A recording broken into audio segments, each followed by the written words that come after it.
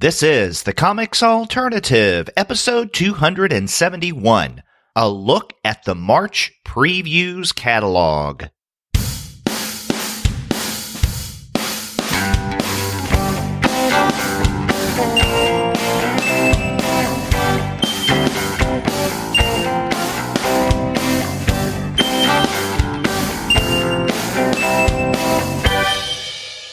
Hello and welcome to another episode of the Comics Alternative. I'm Derek. And I'm Gene, and we're two guys with PhDs talking about comics. That's right. And it's the first of the month, and that must mean that it's time to look at the current Previews catalog, which we plan to do this week. But before we get to that discussion, we want to let all of you know that this episode of the Comics Alternative is brought to you by the wonderful folks at Discount Comic Book Service.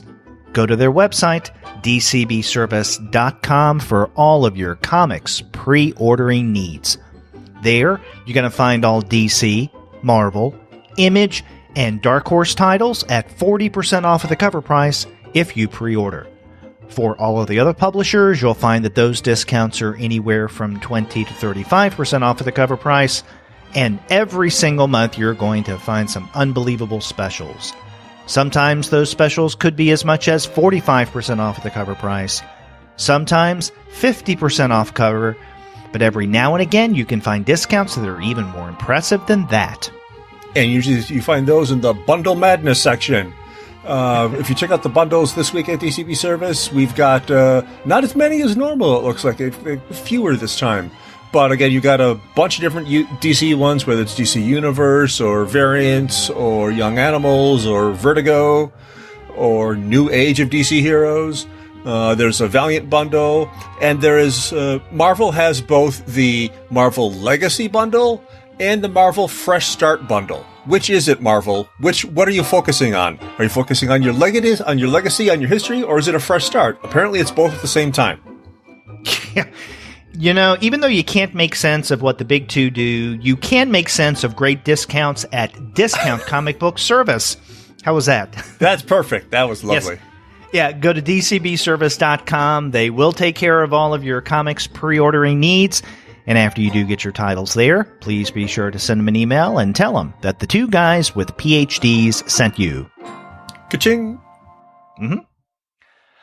Well, Gene, since you and I last recorded, we have gotten a significant number of correspondences, and I would like to share that with our listeners. Cool. Mail time. Mail time. Ooh, the mail's here. That means we get to see our old friend, Mailbox. And our old friend Mailbox has brought us a number of messages. And some of them are from past shows, and one in particular is of last week's show. And in fact, on that one, we had a message on Twitter from Ken Mora, and his Twitter account is Bella Films, BELLAFEFILMS. And he tweeted out, "Loving the Two Guys with PhDs podcast for introducing us all to Koos Comics with their 2017 line-wide review." Woohoo! So thank you very much, Ken, for the shout-out. We're glad that you appreciated that episode because we had a really good time doing that. It was one of the most enjoyable shows I remember doing in a long time. Oh, yeah, it was a lot of fun. And even somebody on Facebook, might have been Jazz Jacoby, I can't remember, but he posted an image from Sampler Man. And cool. And then he had just discovered him recently, I think. And I said, I love Sampler Man. And then he said he was just looking at Sampler Man's website, and a lot of like his online bookstore, and almost everything was sold out. And I posted a link to Kush, and I posted a link to our podcast, and Kush just made a few sales off of him from that too. So. Oh, that's great. And you know, we should also say that David at Kush, and we mentioned him last time, he's an editor there, was very appreciative and tweeted out several times about our show from last week. So we thank David and the good folks at Kush and also the contributors with Kush Publications for retweeting what we have put out. So thank you, guys. Yep. Thank you very much. It's good stuff. Glad to talk about it. Yep. We also last week got a message and kind of a big thumbs up on Instagram. And this is from actually not only a listener of the show, but someone that I've had on to interview in the past. And I hope to have him on again. Carl Stevens.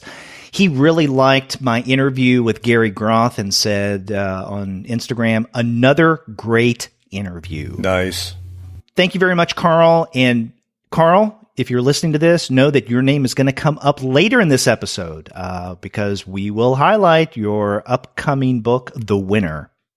Well, there you go. Mm-hmm. And then we also got some messages on YouTube. And Gene, I've been finding over the past few months, most of our messages that we get, most of the correspondences, are coming from YouTube than from the other social media outlets that we have, like Twitter or Facebook or even email. So we don't have a large following on Twitter. Last I checked, we had, I think, 283 people who subscribe to our channel. I don't think that that's very big at all. I think it's big for us because we don't have much of an imprint on YouTube. But because basically what we do is when I publish the show through our provider, Libsyn, it just automatically turns the audio into a video. I give it a still image, and that's what goes up. So I really don't spend much of any time tailoring things for our YouTube channel, but people can listen to the show via YouTube, and apparently a number of people are because they're commenting. So we appreciate those comments on YouTube. One of those that we got is from The Letter Bleeds. And in fact, The Letter Bleeds also has his, her, its, I don't know, own YouTube channel. And I checked that out, and that was pretty cool. This person writes, amazing coverage you have. Every episode is really great. Keep it up and hope you get more subscribers. Woo. This is one of my favorite channels. Wow. Excellent. Thank you very much. Thank you, The Letter Bleeds. We're honored. And then we got another message a few days ago on YouTube, and this is from Oscar4498, OSKAR4498, and this individual was responding to our Evan Dorkin interview from 2 years ago. Remember that, Gene? Oh, I remember that. That was a lot of fun also. It was fun, but it was the interview that would never end. The massive two-part double bag. It was tons of fun. Right. It was. I hope to get Evan back for another 2 or 3 hour interview soon. In fact, we'll talk about that later. Yeah. But Oscar4498 wrote, "This is good to find. Thank you for sharing this." Excellent. So, thank you, Oscar4498. We enjoy hearing from everyone, good messages, critical messages, whether you do it on YouTube, Twitter, any means. Leave us a phone message. We appreciate that as well. So just get in touch with us and share the love, or even share some hate. We prefer not hate, but if that's what you feel, right, you got to get it out there. Exactly. Tell us what's in your heart. Oh, you don't want to hear. Not from me. We want to hear from you. You don't want to hear from me.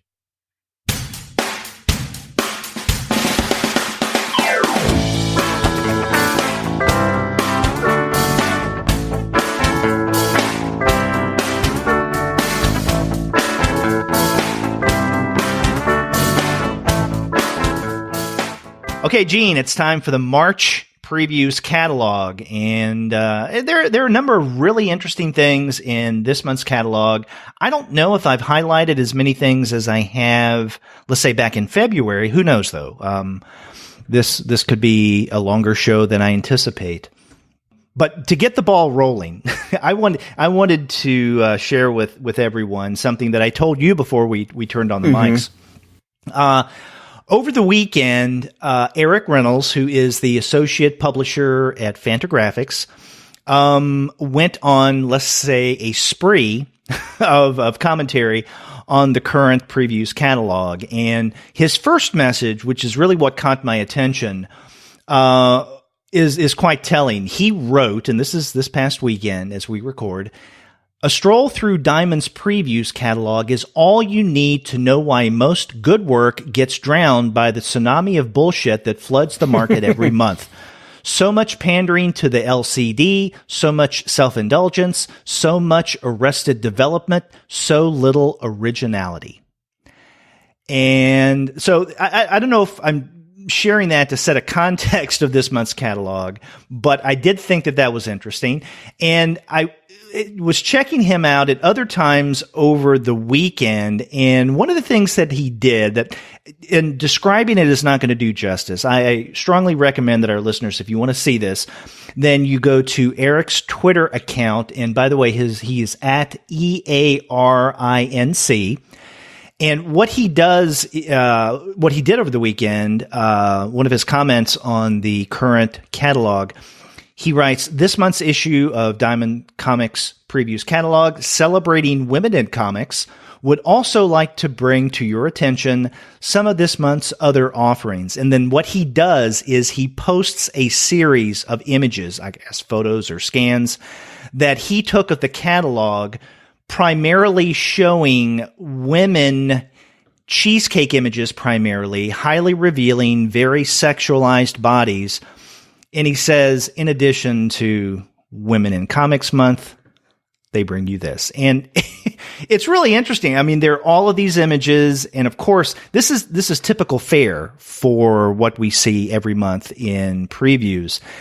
I agree with him. It's rather ironic that these images are also included along with the various, that little icon, Women in Comics Month. Yep, I completely agree. Also, I mean, the things that the snapshots you're going to see on Eric's Twitter feed there are, oddly enough, covers of comics that we're not going to be talking about. But when I got this issue, I was like, it felt like it was like 300 pages longer this month for some reason, and I'm not sure why. But the thing is, there is a lot of good stuff in there. But the thing is, there's a lot of stuff that I'm not going to say it's bad necessarily, but there's a lot of stuff that I've got zero interest in. And it does get really hard to find things just because there's so much stuff in there. And again, in Eric's snapshots of the not even cheesecake, it's mostly objectification. It's not even cheesecake, it's pure objectification. There's 15 of those, and he made it through the letter F in the publishers. That's where he stopped. F. Yeah. Not S, F. So there's a right long before way to go. Fantagraphics. Yeah, but there's a long way to go still. Yeah. So I really enjoyed reading Eric's weekend tweets on the March catalog. And, I hope to have Eric on the show at some point in the future to talk with him about some of the work that he's doing over at Fantagraphics. Not so much his work as an associate publisher, but his work as an editor. He does the Now, and he's done other things as well. So I'd love to have him on the show to talk about that stuff. He's a really nice guy. Yeah, I met him, 8,000 years ago at the first few SPXs, and I think we were on an email list. I think he was on an email list that I was on back in the 90s also. But yeah, Eric is super smart and super cool. Yes. So let us talk about our experiences with this month's catalog, and we begin in the Dark Horse section. Where do you start? What's your first solicitation that tickled your fancy? Well, I actually had a couple of things in the free comic. There's also the free comic book day solicitations in this issue also. Okay. Okay. That's right, because over the past couple of months, I've been doing the preview show with Gwen, and beginning in January, they've been listing they have. Okay. Free comic book. Yeah. So it was in January's and then February's, but maybe this is the first time you're seeing. So it is the first time I'm seeing it. So tell me some of those free comic book day titles that really stand out to you. Well, a couple of them, obviously. Well, First Second has kind of a very young readers issue. All ages, young readers, but First Second always has great stuff.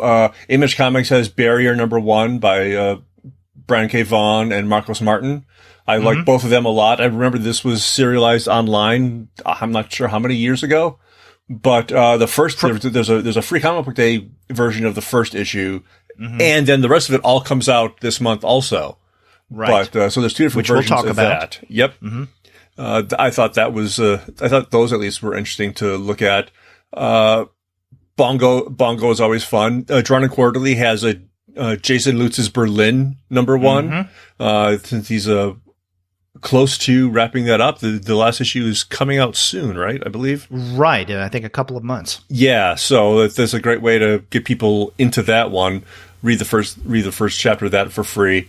There's a bunch of stuff. There's a brief history of Tank Girl from Titan. I'm sorry, I love Tank Girl. There's a SpongeBob one. SpongeBob comics is one of my favorite odd comics. I don't pick up every issue, but there's always interesting people in there, usually doing very funny stuff with the character that I've never watched on TV, but I like the comics because of the people that they get in it.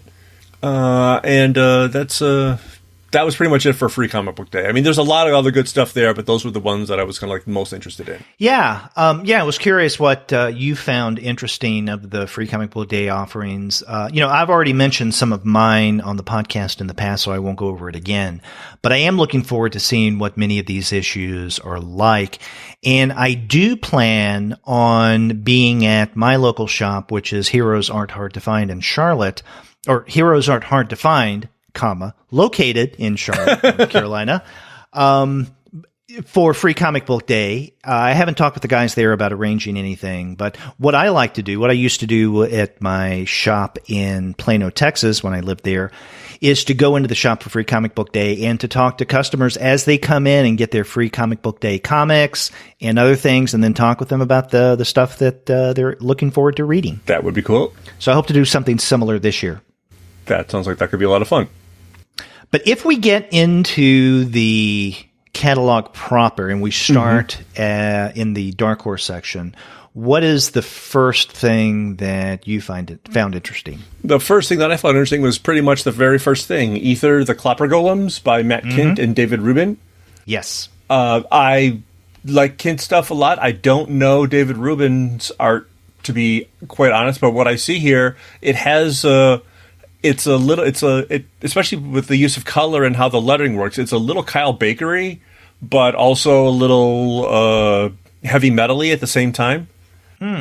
Yeah, the heavy metal-y part of that really does make sense to me. So you haven't read anything or seen anything by David Rubin before? Not that I'm aware of. I guess Ether is going to be the first part of Volume 2, and I didn't know about Ether before this. Yeah, I read the first volume, the first arc of Ether, and it was really good. I'm a big Matt Kindt fan, but I'm also a fan of David Rubin's work.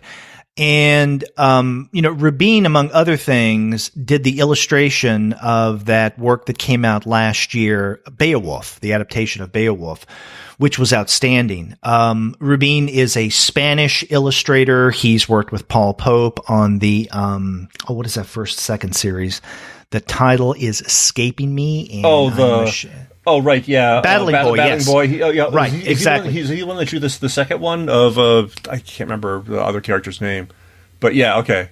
Yeah. That makes sense. So, yeah, and so he's part of that franchise. He does really good work. And I've also seen his work in, there was an anthology that came out last year from Fantagraphics, maybe about a year and a half ago, called Spanish Fever, which was, as the title suggested, a variety of Spanish, like Spanish comics creators, and really well done. And David Rubin has a piece in there as well. So he's a great artist. Matt Kindt is a wonderful writer. I'm looking forward to this new narrative arc of Ether.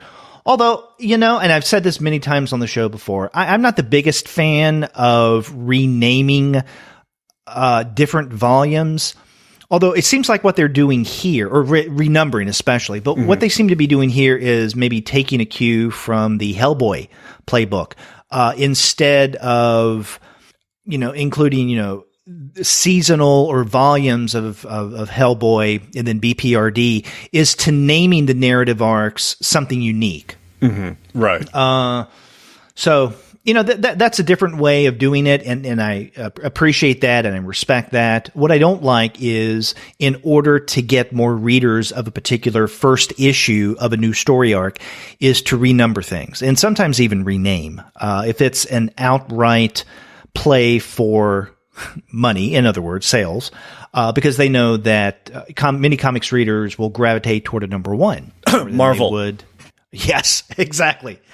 I mean, DC is not beyond that. No. Image creators, they do the same thing, not to the degree, though, that Marvel does. Oh, God. Yeah. Don't get me started on Marvel because, well, I have something to say about Marvel later, but I'm with you there on Ether, the Copper Golems #1. I'm looking forward to that. Yeah, and can I just complain about previews for a second?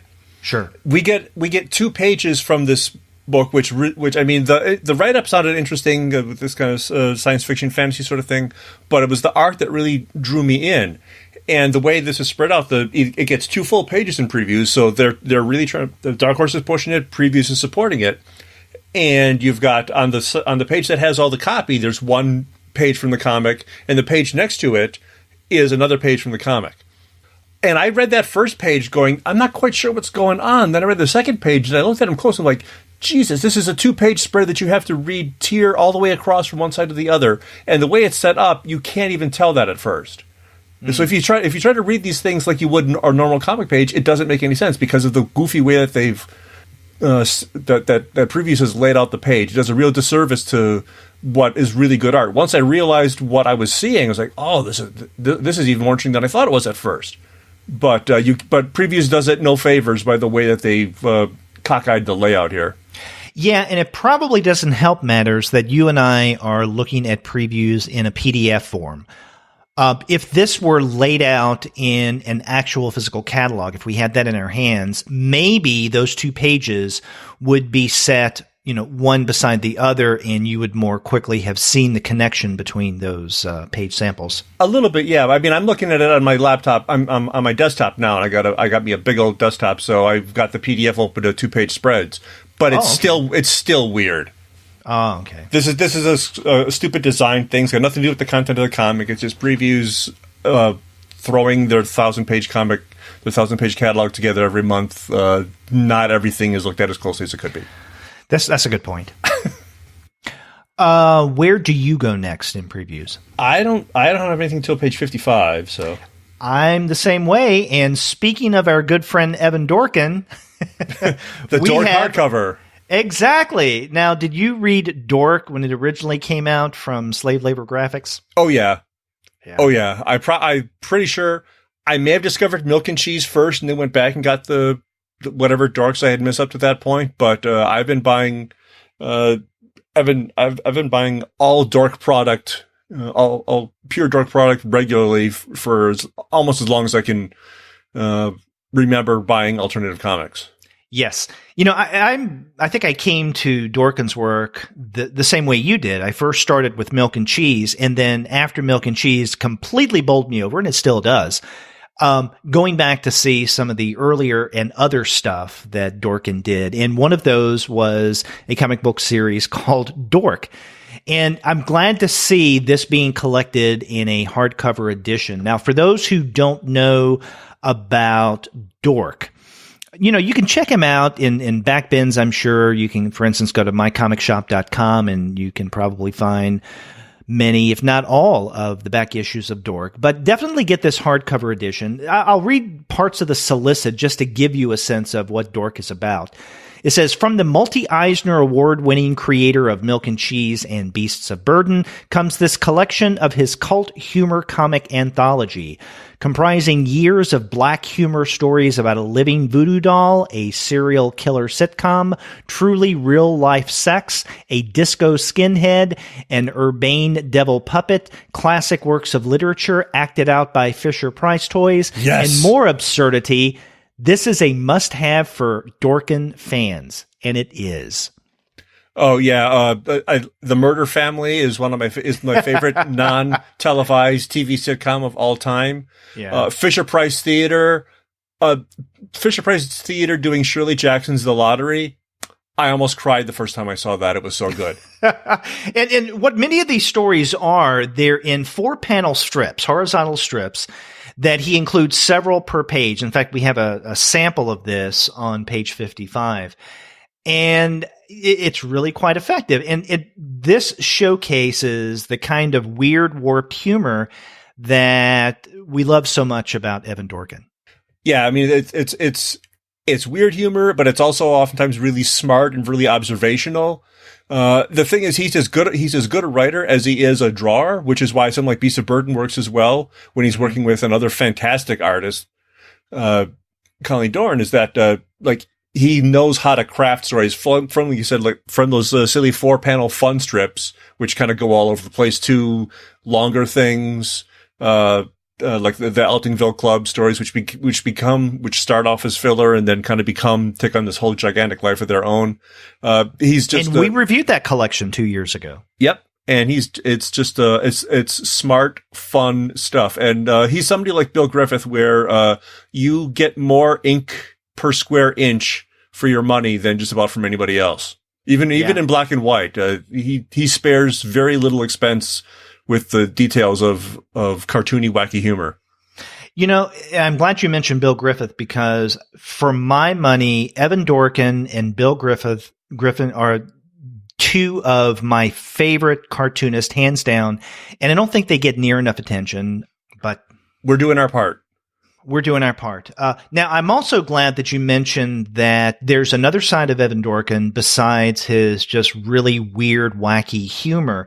There's a more serious side to him, especially as a writer. You mentioned Beast of Burden, but if we go to the next page on 56... Oddly enough... Yes, there is a new title of his that he's doing with Veronica Fish as the artist that seems to be something like the Beast of Burden mode. It's called Blackwood. This is issue number 1 of 4.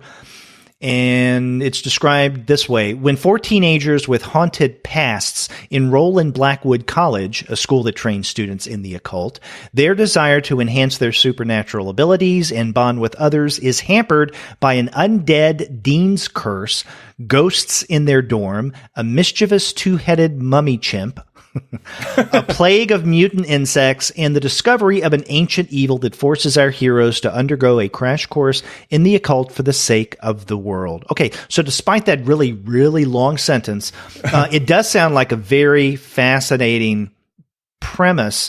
And even though there's some humor in that description, both the art and I think the overall tone of this solicit is one that's a little more serious, kind of in the mode of Beasts of Burden.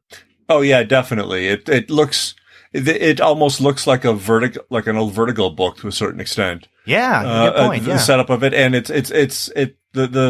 suppose the elevator pitch for this is Harry Potter meets Buffy the Vampire Slayer to a certain extent. But you also have mischievous 2-headed mummy chimp, which is one of my favorite things to ever say out loud. Mischievous 2-headed mummy chimp. So no, and this also, again, the art looks really good. I don't know Fish's work very well, but I know a quality Evan Dorkin product when I see it, and I'm definitely willing to check this out now.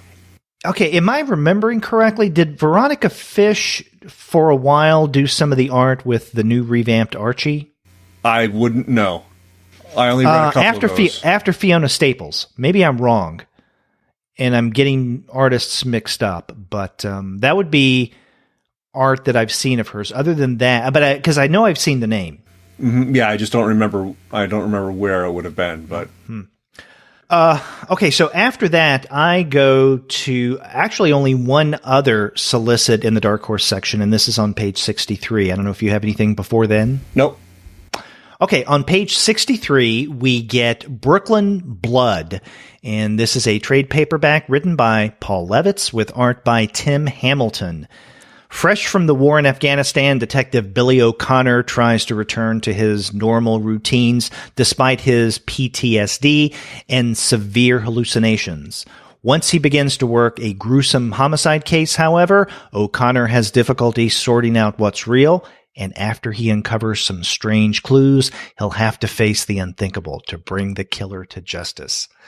And yeah, it looks like it collects all 16 chapters that were originally serialized in Dark Horse Presents. I've only picked up a couple issues of that, and I don't immediately remember this, but it's been a while since I've looked at the most recent iteration of Dark Horse Presents. Yeah, you know, we've talked about Dark Horse Presents on the podcast several times. I guess in the recent past, we don't have Dark Horse Presents anymore, and for a while I was getting it but not keeping up with it. So maybe in some of my back issues, I have these earlier stories or these segments and just haven't read them yet. But now they're coming out with the entire narrative in trade paperback. So there you go. Yeah. Oh, and I had forgotten actually the page right before that. Rome West, written by Brian Wood with art by Justin Giampoli and Andrea Muti. The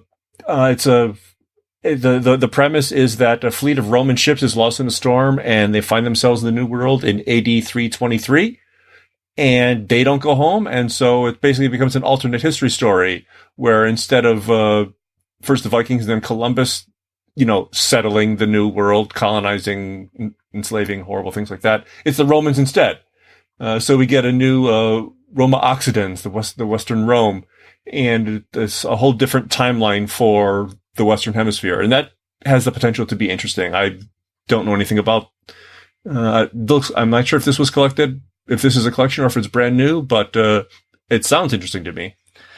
See, this is one of the reasons I enjoy doing preview shows, because I always hear from the co-host something, at least one or two things that I've missed.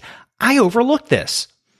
Maybe I was just so excited about the Evan Dorkin offerings for this month that I went through pages and didn't get settled down again until I got to Brooklyn Blood. But yeah, I completely missed that. And the thing is, the name Brian Wood with an exclamation mark is at the very top of that page in large font. So this does look interesting, though. You're right. Yeah, no, we only get cover image by Matthew Taylor, who doesn't do the interior art, so I have no idea what it looks like on the inside. But the plot, the setup itself sounds like it could be pretty cool.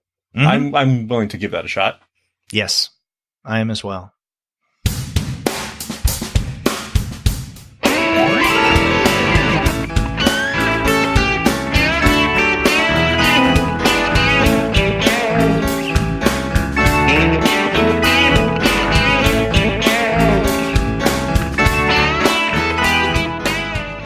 Do you have anything else in Dark Horse? I do not. Same here. So let's move on to the DC Vertigo section. In fact, I really don't have much in DC Vertigo. Surprisingly, nothing in Vertigo. But, I did hear some news over the past few days that apparently, unless I'm hearing incorrectly, DC is going to pull its section in the monthly previews catalog, and they're going to do what Marvel has been doing for years, and that is come out with their own catalog. You're kidding. Nope, they're going to do that. And we were talking earlier about some of the annoying economic practices that Marvel really does revel in, and in many ways kind of defines them.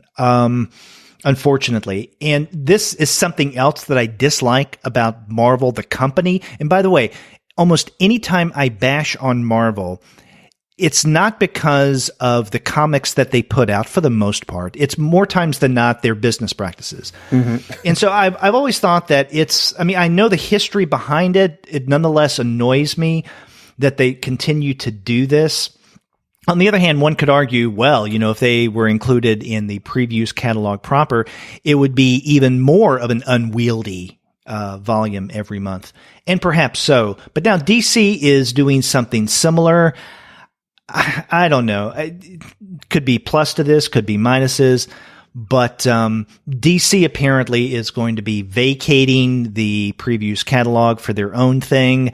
And I also heard that apparently Dynamite Entertainment has now been approved as a premier publisher. So they will be included, I guess, in the place of DC, and both of those companies start with a D.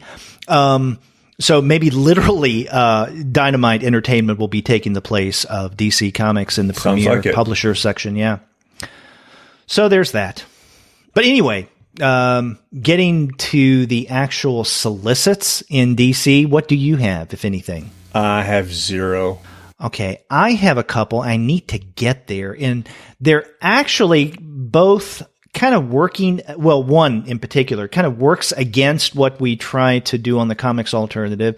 You know, we really don't talk about mainstream, i.e. Big Two, Marvel and DC, superhero properties. And even when we go through previews, we try not to really focus on that stuff. But this is an omnibus that is just too good to pass up, even in a brief mentioning. And this comes on page 134, and this is Batman by Loeb and Sale, the Omnibus. And so this includes Jeph Loeb and Tim Sale's Batman Legends of the Dark Knight Halloween Special, Batman Madness #1, Batman Ghost #1, Batman The Long Halloween, Batman Dark Victory, Catwoman When in Rome. It says, plus a story from Superman/Batman Secret Files 2003. So I really do love what Loeb and Sale do, not only with their Batman titles, but also what they've done at Marvel as well. So here we have their Batman work, Batman family work, in an omnibus edition, and it's going to be 1,176 pages. That's one that I skipped right over. That's definitely interesting. I don't have $125 for it, but it's a neat idea if you like sitting with really, really heavy books on your lap. I joke I have not a million. I have maybe a dozen omnibi of different kinds. We even got the Long Halloween black and white edition, which was a kind of an oversized omnibus size, but not length. But no, that's as superhero stuff goes, you could do a lot worse than that than this book. Exactly. And then the only other thing I have in DC is a few pages later on 139, and this is the trade paperback of Howard Chaykin and Mac Ray's The Ruff and Reddy Show. You know, I have been wanting to read the individual issues of the Ruff and Reddy Show since they've been coming out for the past several months, just because Howard Chaykin, he does the covers, he doesn't do the interior art, but he does the writing. I remember last year when there was those series of Hanna-Barbera teases or crossovers with the DC universe, and then in the back of each of those issues there were little, like 4 or 5 pages worth of comics that were kind of teases to other things that were going to be coming up with the Hanna-Barbera properties, one of which was Chaykin's Ruff and Reddy. And it looked really interesting. It's Howard Chaykin, so you know it's going to be interesting in various ways. But I haven't been keeping up with it, but I'm in many ways kind of been waiting for the trade, and now it's about to come out. It'll be released in June. Yeah, it looks like it's every episode, every issue is a different genre. Mm-hmm. So it could be it's got potential for high weirdness, and high weirdness and Howard Chaykin both start with H. Exactly. I think that means something. I'm not sure. There's a cosmic significance there. And we'll leave it to our listeners to ferret that out. Yeah. Well, if you don't have anything in DC and Vertigo, let's move on to the IDW section. And I don't have anything in IDW until way into page 181. I have a thing I want to say about something earlier. I don't necessarily want to buy it. Page 173.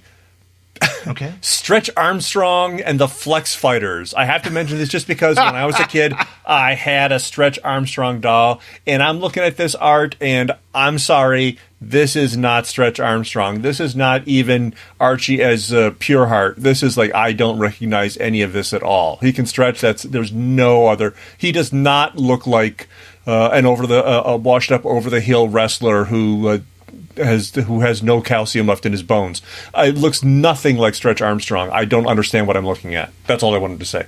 You know, I looked over that, although I'm not sorry that I missed this one. But I'm with you on the Stretch Armstrong thing. You know, as a kid, I had, and we're, about the same age, I had a Stretch Armstrong, and you're right, this Stretch Armstrong looks nothing like the Stretch Armstrong that we knew. Now that's okay, because I know that many times old property is revamped for a new generation, and that's great. This is not my Stretch Armstrong. This is not your Stretch Armstrong. But I would bet this Stretch Armstrong that we're seeing on the cover here, if you hit it with your hand, it wouldn't hurt. When we hit our Stretch Armstrong with our fist, that thing stung like a mofo. Oh yeah, and what I noticed is that if you stretch his arms too often, which is like maybe once, 3 times a day, every couple of weeks, when you finally remember that you had the thing, eventually a hole gets punched in it, and all that horrible red jelly seeps out, and no amount of tape in the world would halt the flow of the red jelly. That sounds like a song title or lyrics to a song. I could do that.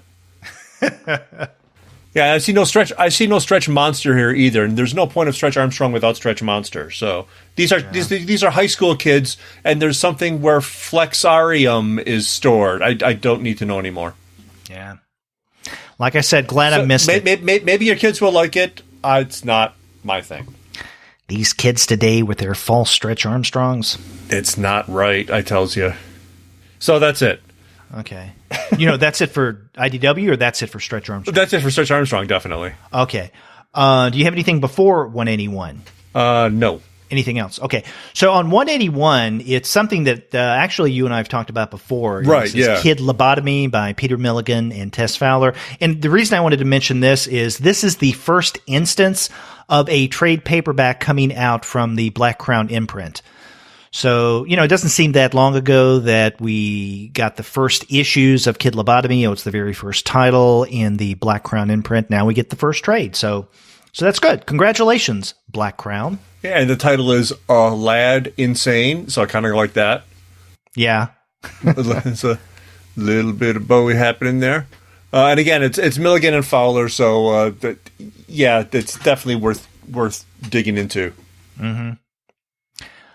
Where do you go next? Where do I go next? This is not a number one. I just want to mention it really briefly. Rick Veitch is the one. IDW is putting out a newly remastered edition of that. This is issue 4.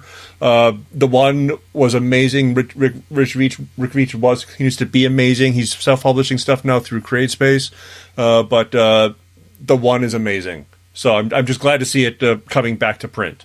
Yeah, and they've started to do that for the past several months, because what are they up to? Issue number 4. This is 4, yeah. Yeah, so that's good. So if you missed the one first time around and you're not getting these individual issues, then in the near future, I guess, you could get the trade.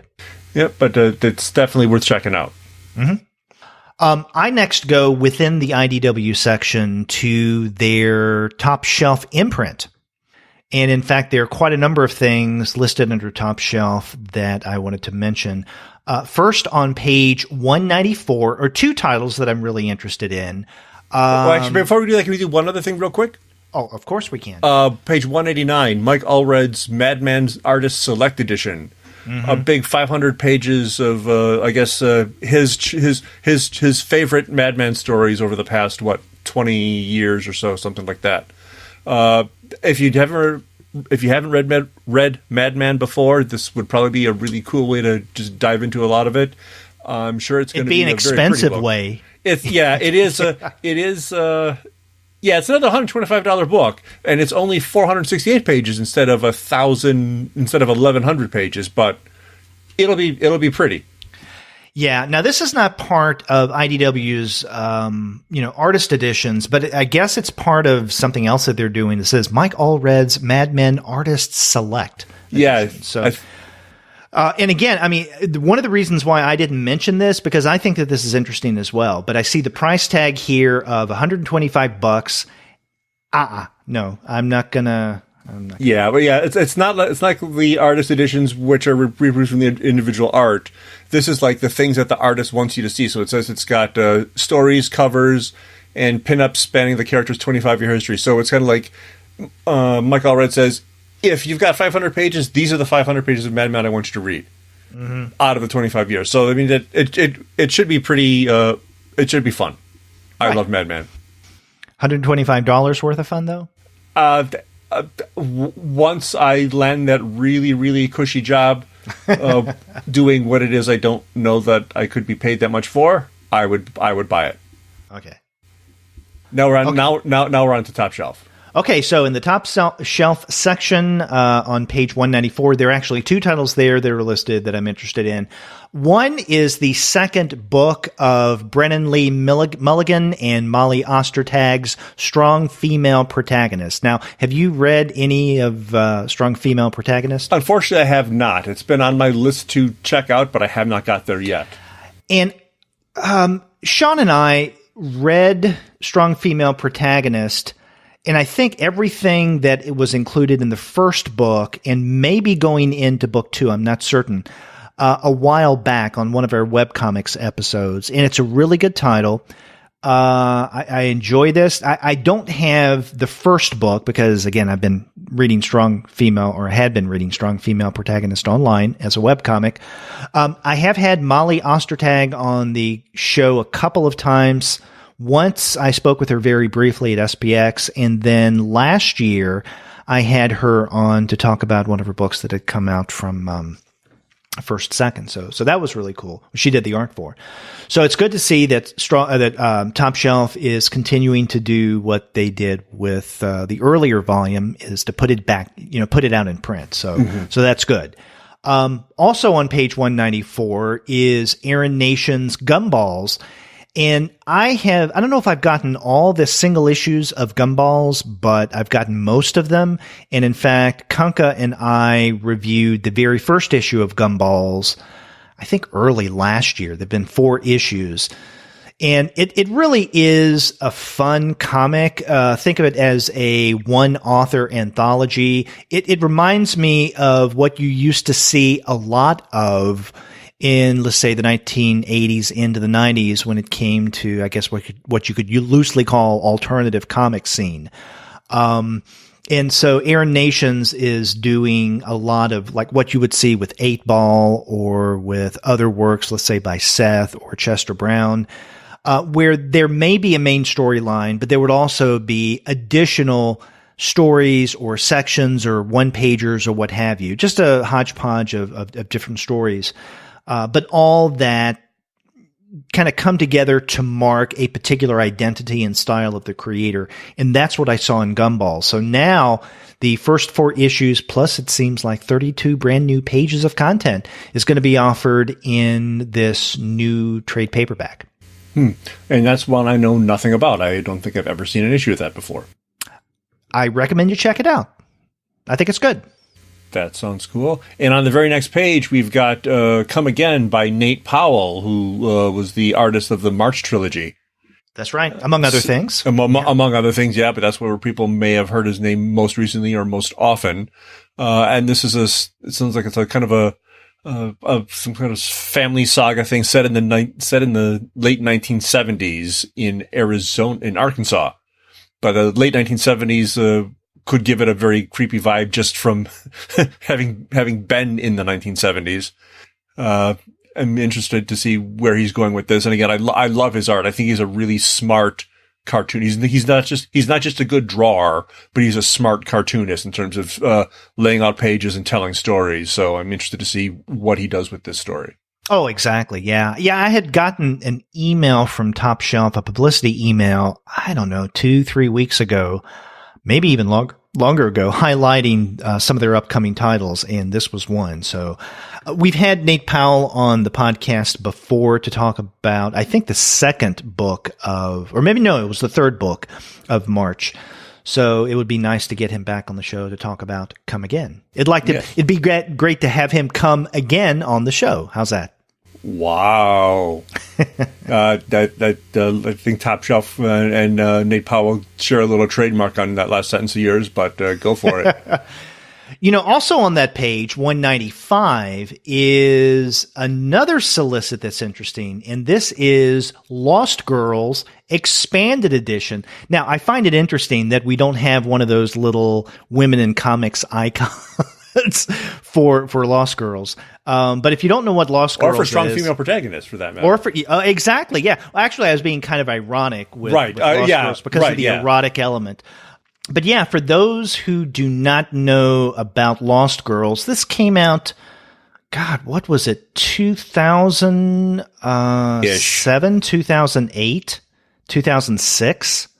I think 6 sounds close. Yeah, written by Alan Moore and Melinda Gebbie does the art. And it says, the groundbreaking and controversial masterpiece of erotic comics, decades in the making, is now available in a sumptuous hardcover collecting all 3 volumes plus 32 pages of new artwork and commentary. Now, okay, so I have the original nice, I thought it was sumptuous, hardcover edition of Lost Girls, but now this is expanded. I hate when they do things like that, right? They include 32 more pages. I'm not going to pay an additional $50, $49.99 to get the expanded edition, but, I don't know, maybe I'll get a review PDF of this. But yeah, this takes storybook figures, Alice in Wonderland, Wendy from Peter Pan, and then Dorothy, of course, from The Wizard of Oz.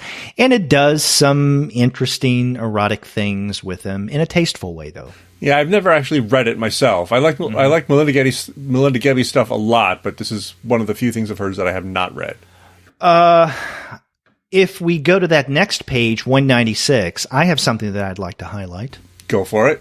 And this is The Silence of Malka, written by, I guess, Jorge Zentner, with art by Ruben Pelejero. And I may be butchering those names, but I think that may be how you pronounce them. This is a hardcover. It says, for the family of the little red-headed Malka, trading the Russian shtetl for the Argentine pampas isn't so easy. Even in a country eager to populate its vast territories, the immigrants discover that their new home isn't the promised land. They encounter hostility from both man and nature as they struggle through droughts and locusts in an attempt to cultivate the arid soil.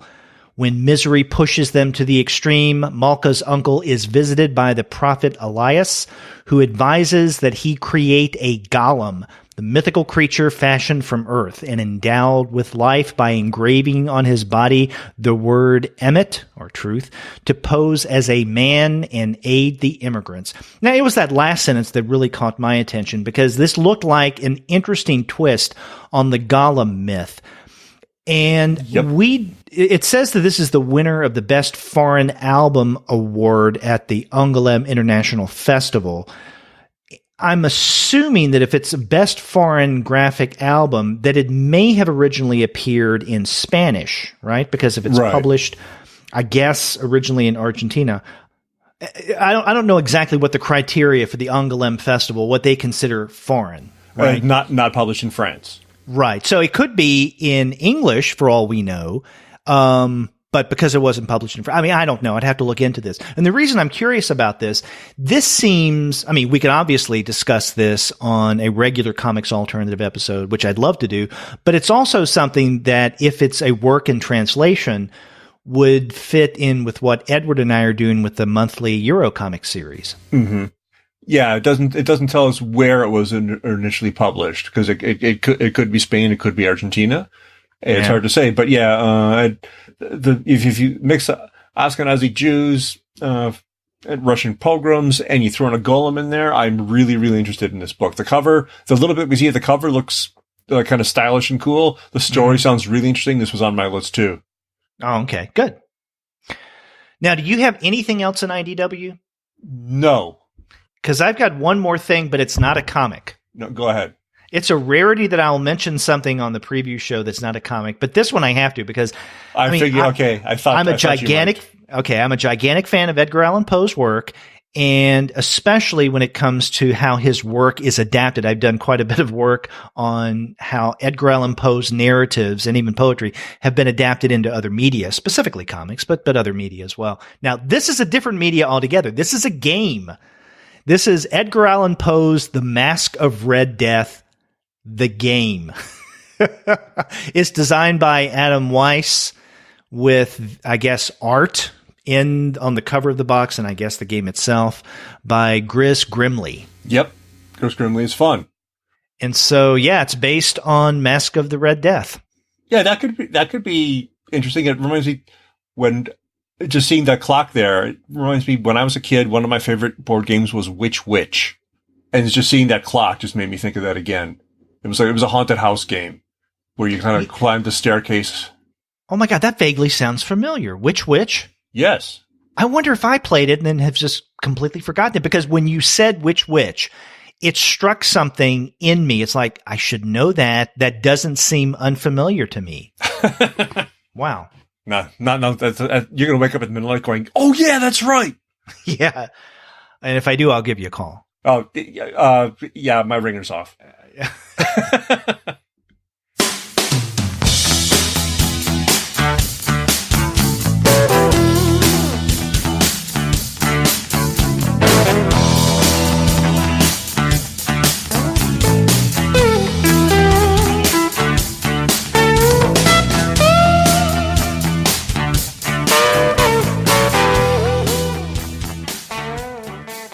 Okay, if we're done with IDW, we can move on to Image. And, we usually find every month in Image they have a goodly number of number one issues.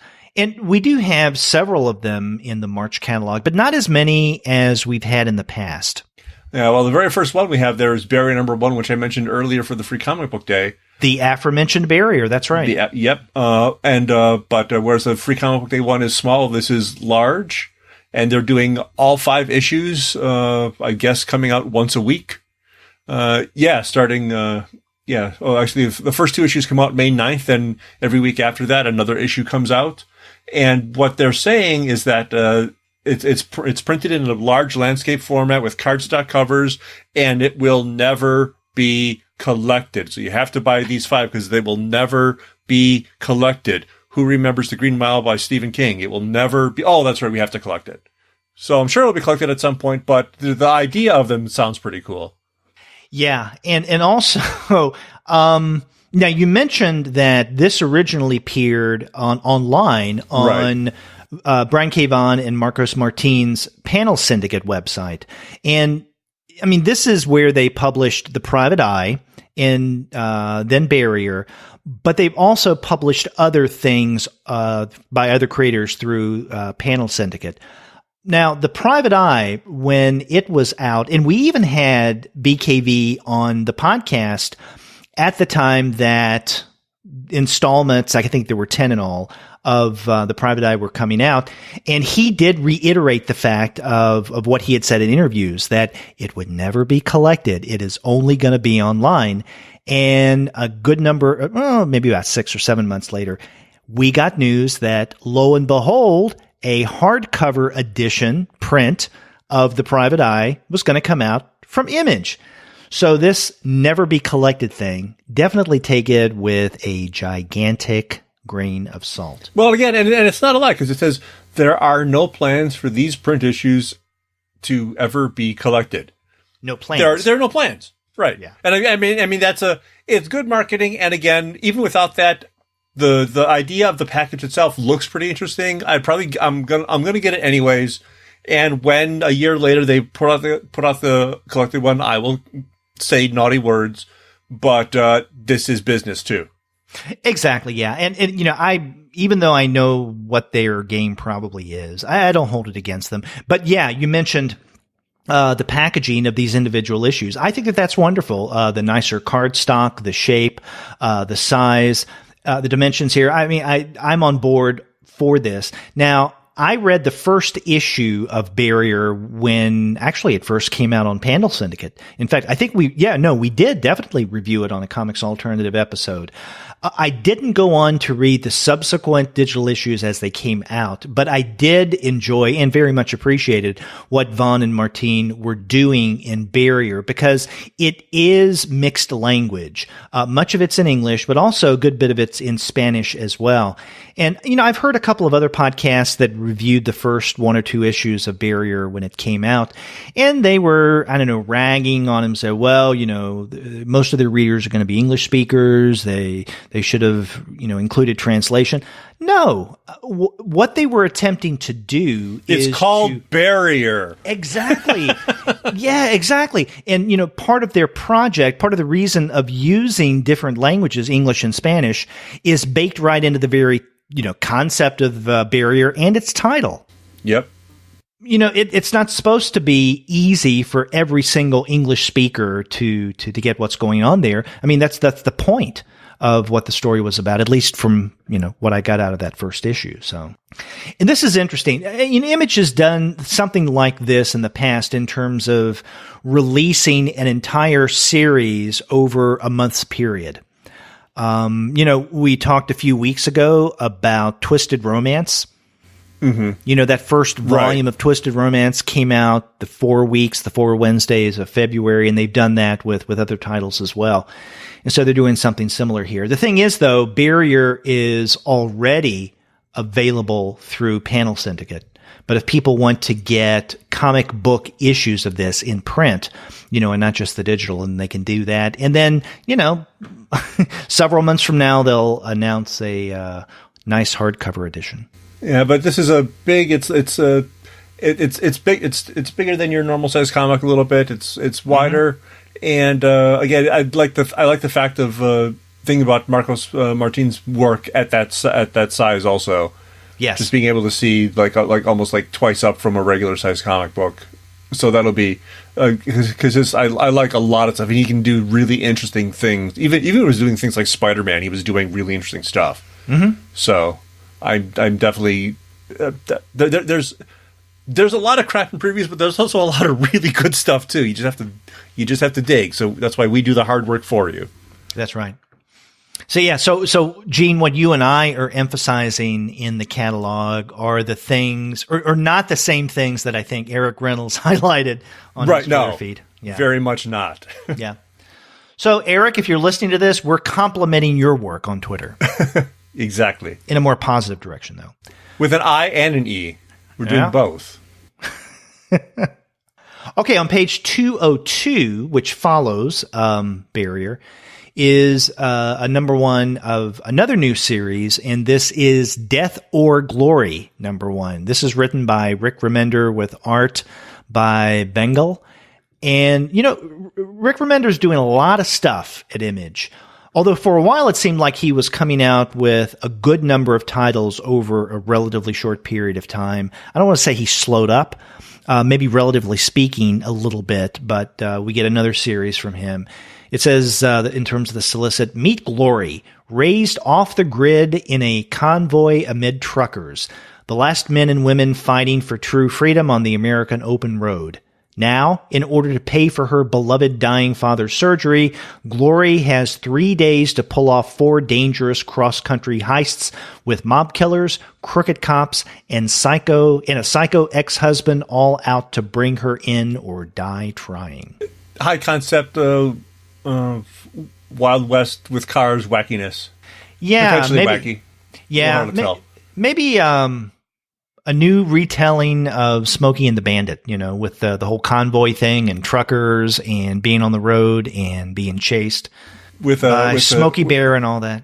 Yep, with a slightly Frenchified twist with our art by Bengal, whose work I don't know, but we get 4 very small but 4 preview pages, and it certainly has a little more of a European album look to it. It does, yeah, you're right. I made that reference to Smokey and the Bandit. I wonder if somewhere in the first narrative arc of Death or Glory, if someone says, I'm going to barbecue your ass. You remember a little more of Smokey and the Bandit than I do. Well, that was a famous line from Jackie Gleason.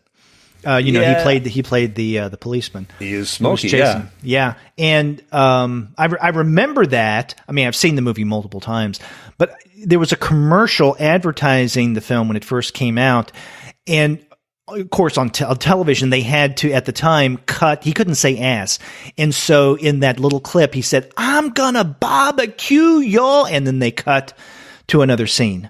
Of course, right when he was about to say ass. Oh, how far we've come. Yeah.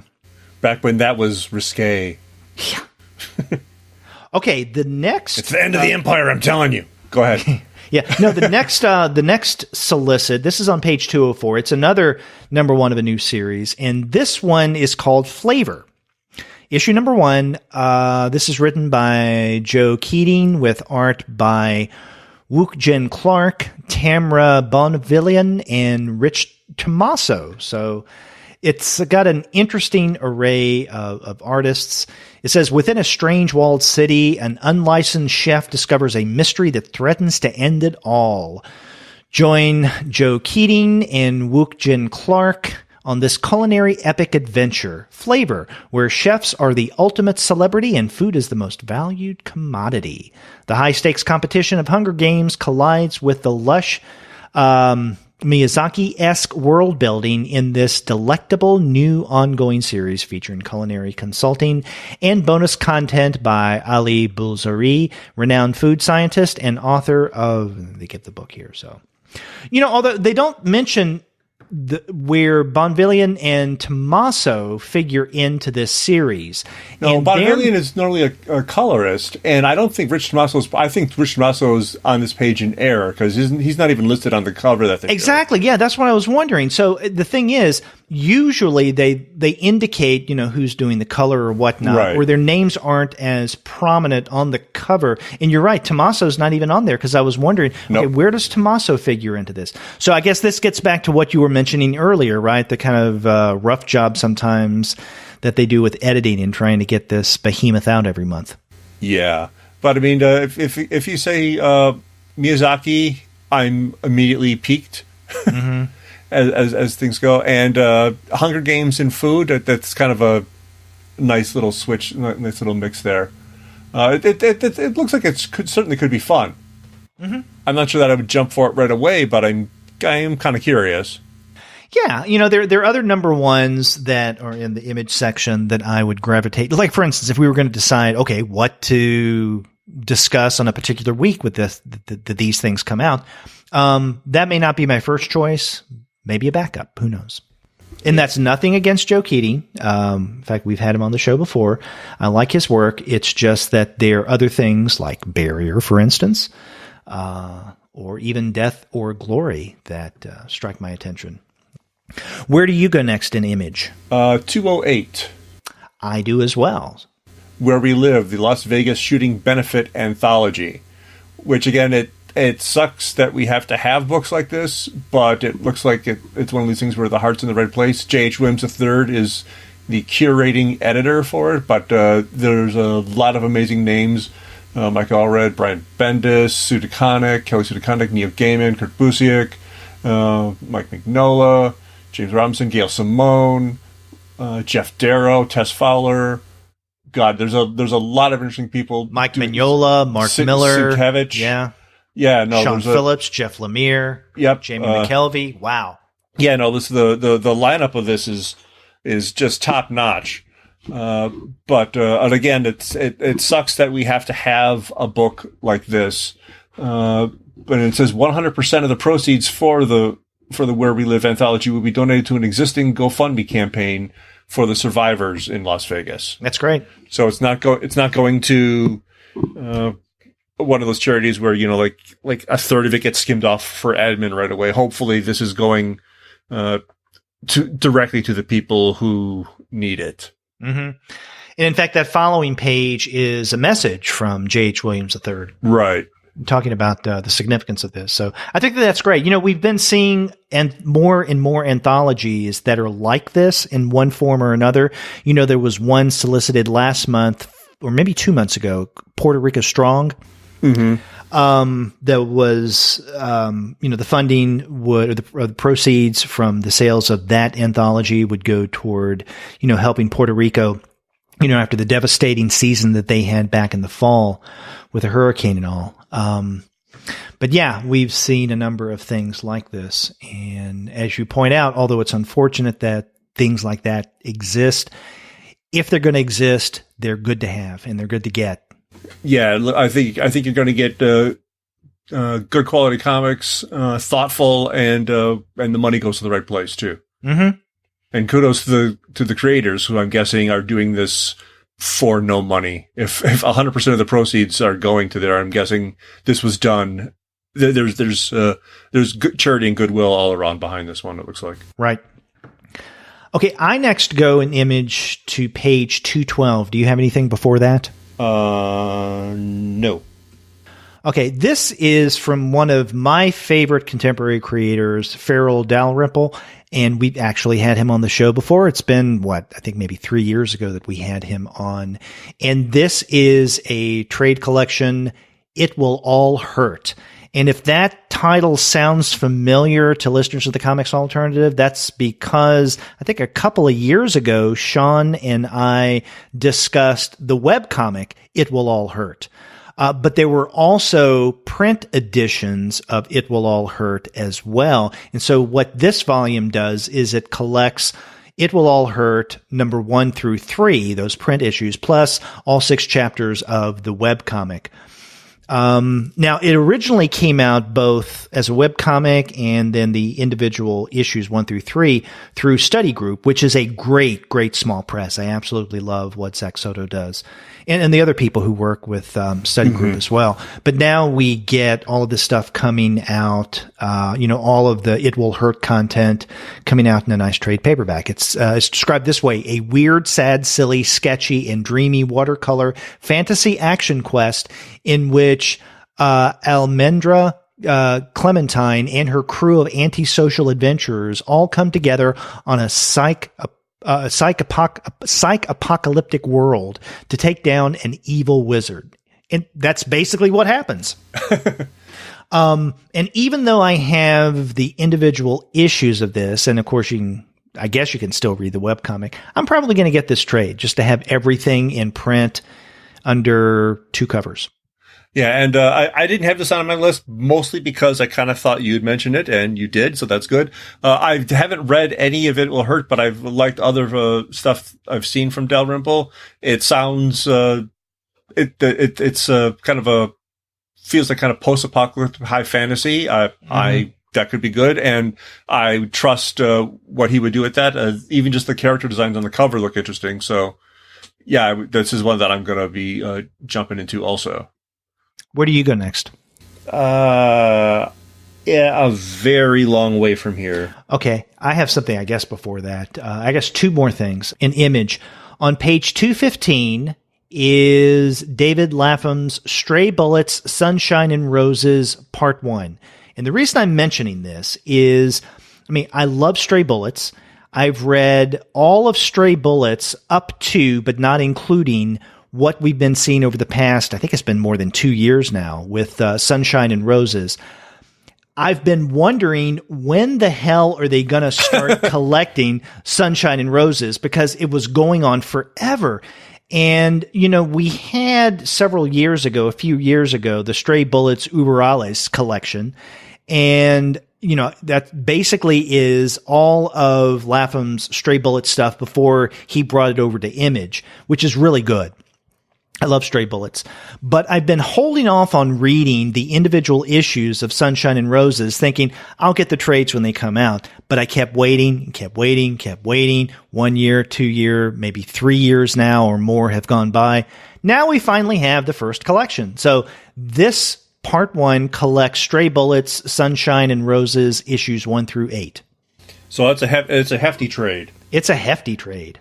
Hefty. I haven't read Stray Bullets in a long time, but when it first came out, I was a rabid fan. I had every issue for the longest time.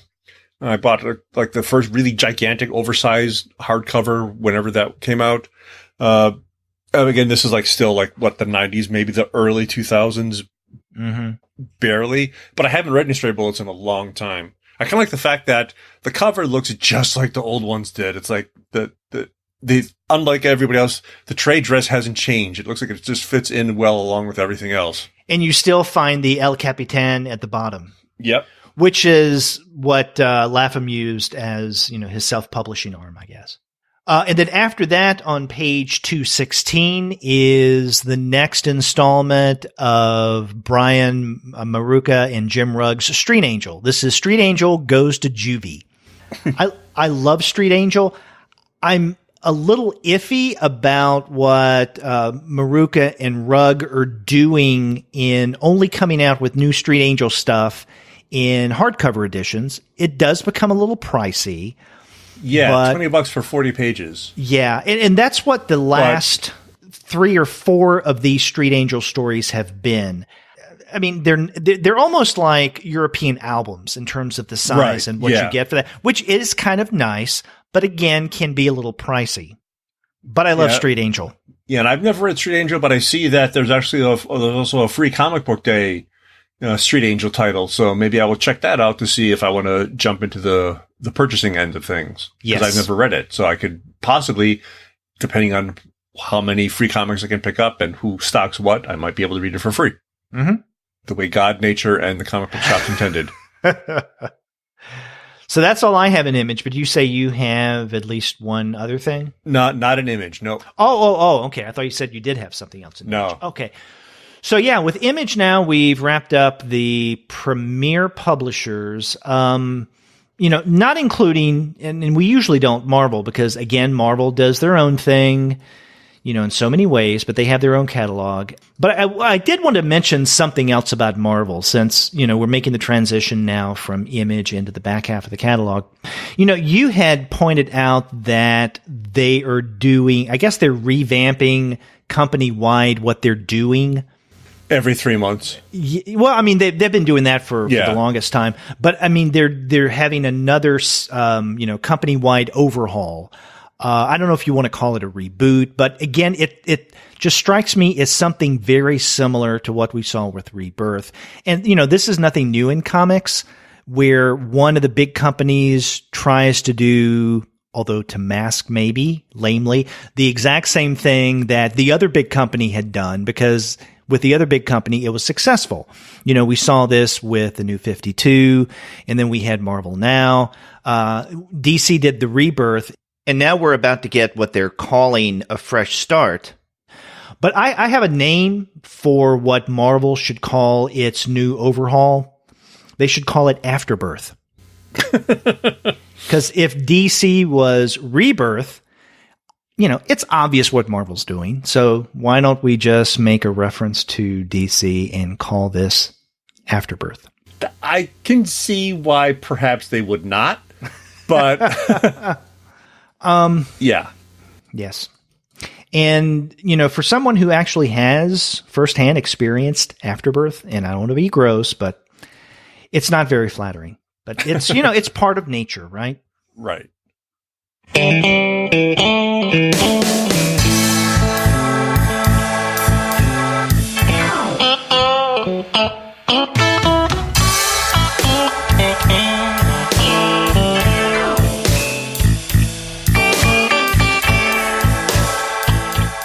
Okay, so moving on to a little more palatable topics. Where do you go next in the catalog? Not till like 272-ish, and that's only for a brief mention. Okay, I have something before that, and this is on page 265. This is in the Aftershock section. A Walk Through Hell #1. This is by Garth Ennis and Gordon Suzuka. And it really seems interesting. It says Special Agents Shaw and McGregor handle the routine cases nowadays, which is just the way Shaw likes it. She's pushing 40, a borderline burnout, the ghastly memories of her last investigation still clinging like shadows. McGregor is younger, more dedicated, hanging on to whatever measure of idealism the world might throw at him. And then it goes on from there. But the thing that struck me about this is, well, first and foremost, Garth Ennis is the writer here. And this is not the first thing he's done with Aftershock. Oh, God, I can't remember the title of it. But he did one of the first titles that Aftershock actually did put out, one of its first series, which was a war comic. And I liked it. But the thing is, it didn't strike me as anything overly new for Garth Ennis because, I mean, he really does excel at war comics. And we don't get many war comics anymore. Mm-hmm. But another thing that Garth Ennis does really well as well is crime comics or detective comics, whatever you choose to call them. And there is something kind of dark and noirish about this solicit. So it got my attention. It's something different from war comics. And I haven't paid as much attention to Aftershock over the past maybe year or so, just because they're coming out with so much. I kind of pull back. It's like, I don't want to get too invested in all this stuff because that's too much of my time and expense. But I want to look into this. A Walk Through Hell. Yeah, it's like a dark buddy cop thing.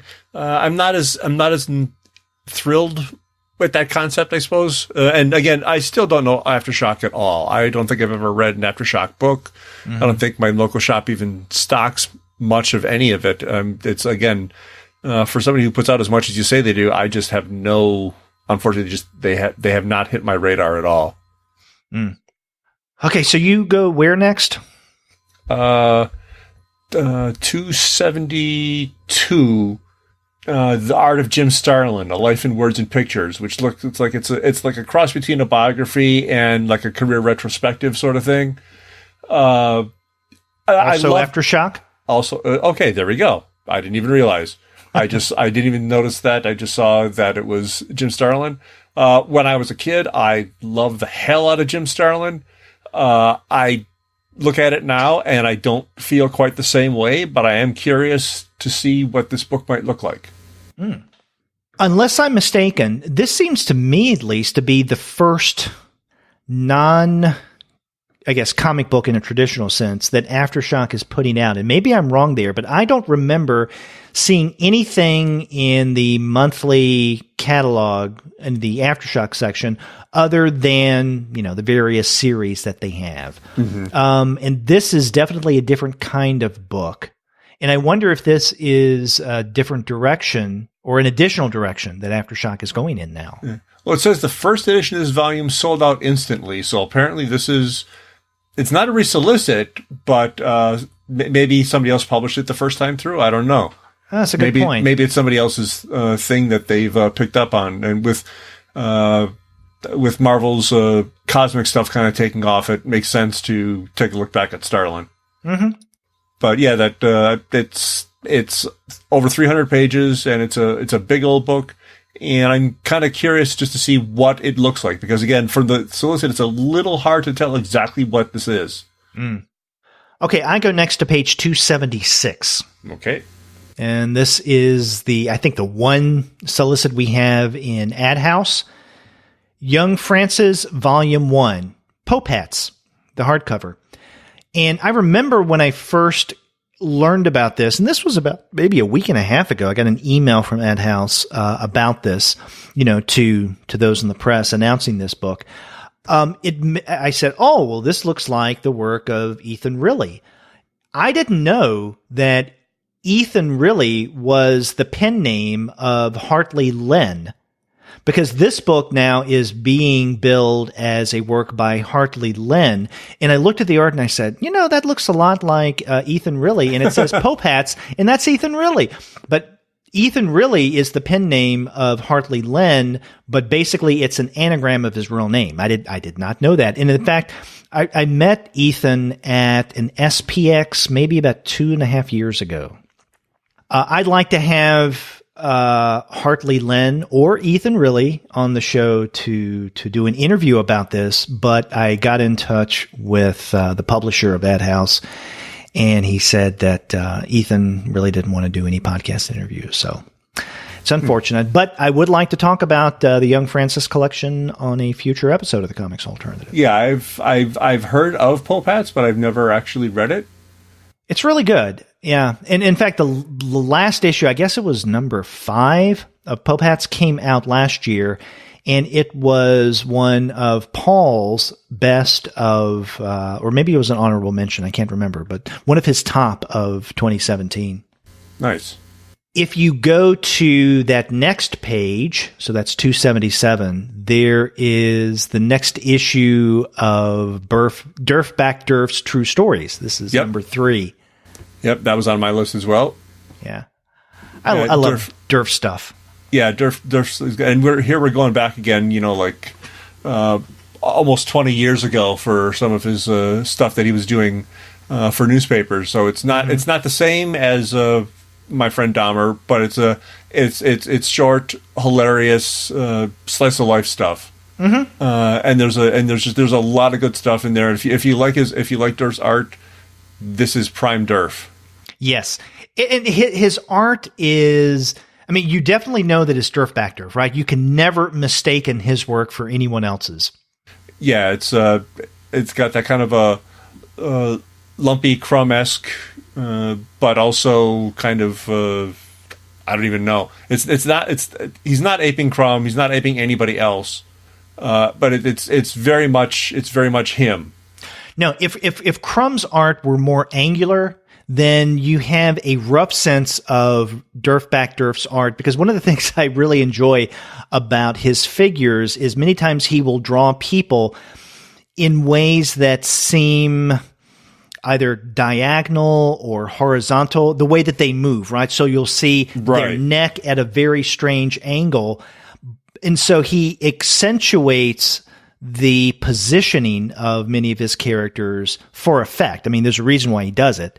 And I really do enjoy his work, and he's really a nice guy. I've talked with him several times at small press expos, and he's very friendly, and his art is great. He's a wonderful cartoonist.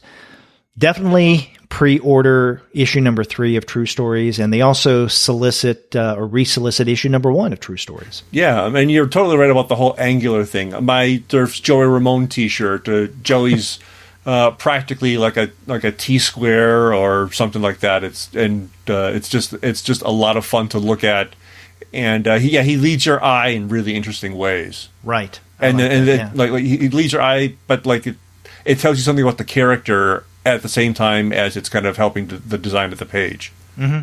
And there's one other thing on this page that I wanted to mention also, even though the actual pre-order isn't until later on in the book. It's this Malika Warrior Queen.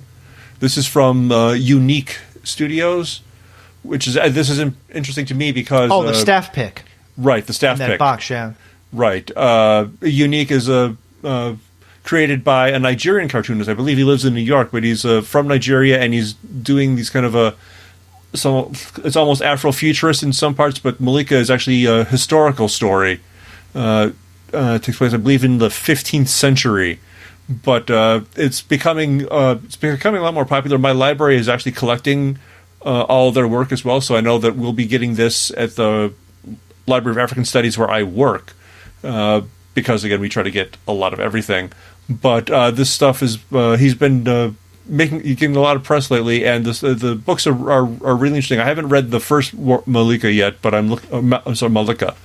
It tells us how to pronounce that, but I'm looking forward to this one. It sounds really interesting because it does kind of go back into sort of historical, more of historical work rather than the kind of superhero-y, super science fiction stuff that they started off with EXO. Where do you go after that? That's a good question. 292. Okay, yeah, I've got one thing before that on page 286, and the publisher is Arcade Publishing. Oh, how did I miss that? Yeah. I thought I wrote that down, but I apparently didn't. Yeah, James Joyce, Portrait of a Dubliner, a graphic biography, and this is written by written and with art by Alfonso Zabico, and Jeph Zapata does the cover. I'm wondering if this is a work that originally appeared in another language and is now being translated. I can't tell from the solicit. Yeah, it's quite possible. But actually, I think I do have this in my notes, but I wrote the wrong page number next to it for some stupid reason. But yeah, this is definitely on my list. Yeah, and this is interesting. We don't get near, obviously, as many graphic biographies as we do autobiographies in comics, because, it seems like everyone who can create comics does so by doing an autobiography in some form or another. Yeah, this is interesting, and we have a biography of James Joyce, an appropriate subject matter, and I'm curious to see what this is like. Maybe something we could review in a future episode. I would love that. And there's a couple more biographies, I think, in this actually issue of Previews, if I'm not mistaken, which we'll come across fairly soon. Okay. So you say you go to page what now? I lied. The next page, it looks like is 302 for me. Okay, so on 302, let me get there. What do you have? I am checking that myself as I flip through the stuff here. What was it? I think it's Dismantlers, something that I don't know much about. This is from Black Mask. Right, Black Mask Studios, written by Aria Bacci with art by Ashley Wood. So, the art's going to be good, at least. I don't know the writer at all. Mm-hmm. But it's like it's science fiction, but it's looking at the grunts. It's kind of like the damage control of science fiction, like the ground level people. There's a galaxy where terraforming is happening, but this job is about the people who go to failed sites, and they're salvagers, they're scavengers. Where the tech doesn't work, they kind of go in and kind of clean things up. So you're not looking at it's like glossy science fiction, but it's like the stuff that you almost never see in glossy science fiction. It's happening up there, but it's kind of a more ground level stuff. It's got the potential to be really interesting. But I don't know anything about it besides it's just the solicit. I should give black titles more of a chance. A couple of years ago, I guess maybe around the time that they first started, I think I read the first one or two issues of two of their series, and I wasn't that impressed. And then since then, I just really haven't given anything else that Black Mask has done a try. Although I, listened to a number of other comics related podcasts, and many of those hosts or co-hosts sing the praises of Black Mask titles. And in fact, Paul Lai, one of our colleagues here on the Comics Alternative, has talked about a couple of Black Mask titles that he really enjoys. So I should give him a try. So you would recommend from the solicit Dismantlers? It certainly piques my interest. Okay, I next go to the Boom section, page 306. Did you have anything before that? Nope. I'm not a big fantasy fan. Sometimes I can appreciate it. Many times I won't go out of my way to seek it out. This seemed interesting, I guess. This is the first of, I guess, what's planned as a 12-issue series, Coda. This is written by Simon Spurrier and illustrated by Matthias Bergara. It says, in the aftermath of an apocalypse which wiped out nearly all magic from a once wondrous fantasy world, a former bard named Hum, a man of few words, so the nickname is there because his standard reply is seeks a way to save the soul of his wife with nothing but a foul-tempered mutant unicorn and his wits to protect him. But it is unwillingly drawn into a brutal power struggle which will decide forever who rules the Weird Wasteland. And Weird Wasteland is capitalized, so I guess it is a formal noun. It looks interesting. When I started that first sentence, in the aftermath of an apocalypse, I thought, oh God, just another apocalyptic narrative, post-apocalyptic narrative. But then the rest of that sentence wiped out nearly all magic from a once wondrous fantasy world. I thought, okay, well, that's a different twist. I don't know if I'll get this, but it's definitely something that I will probably check out. Let's say the review copy that I get from Boom. Yeah. Again, it's kind of it's the twisting genres between post-apocalyptic and fantasy, which I haven't seen done in quite that way before, unless you count the Desolation of Smog as which is sort of it's a fantasy world that's been destroyed, whatever, blah blah blah. But we can see some interesting art on the pages. Don't really see the storytelling though, so I'm not really sure how the book is going to read. I'm curious to see what it looks like. I'm not sure that I would jump on it sight unseen, but I will definitely flip through it when it shows up in the shops. Mm-hmm. I think I've got one other thing in Boom. Do you have anything in Boom? I do when we get to this one page, which is the page that has this thing on it. Where? The page which has this. Oh, I know exactly what you're referring to. It's that thing that's printed on paper that you can read. Remember? No, it's a page 310. Okay, so let me see. Let me get to 310 because I have something after that. So what do you have on 310? The only thing that is on 310, Fraggle Rock. Somebody's making comics of Fraggle Rock, which I only started watching about a year ago. I never saw it back in the day. You didn't see Fraggle Rock when it was originally on HBO back in the 80s? HBO, you had to pay for that. We never had HBO. Okay. That is not a thing that we had. So no, I knew of it, but I had never actually started to watch it. But last year I started to watch a little bit. Let the music play. Come and sing your cares away. Dun, dun, dun, dun, dun. Down on Fraggle Rock. Yep. So I'm kind of curious to see how it translates, because again, like you just sang there is some singing as part of that show and stuff. So I'm curious to see how it translates into comics. It's Jared Cullum writing and illustrating it, and I don't know Jared's work at all, but the art that's on the page here, a couple of things look pretty interesting. It's kind of like it's less slick and kids-like. It's more kind of watercolory and impressionistic, just a little bit. So I'm curious to see what it looks like. Yeah. Now, they've done Fraggle Rock comics before. I haven't read them, but I remember that they've done them before. But this is a new series, because this is a #1 issue of 4. Okay, yeah, so I haven't seen it before, because it was not on my radar. Yeah, but now you're a Fraggle Rock devotee. I know the stuff. And what I have in the boom section, I guess the last thing, is on page 319.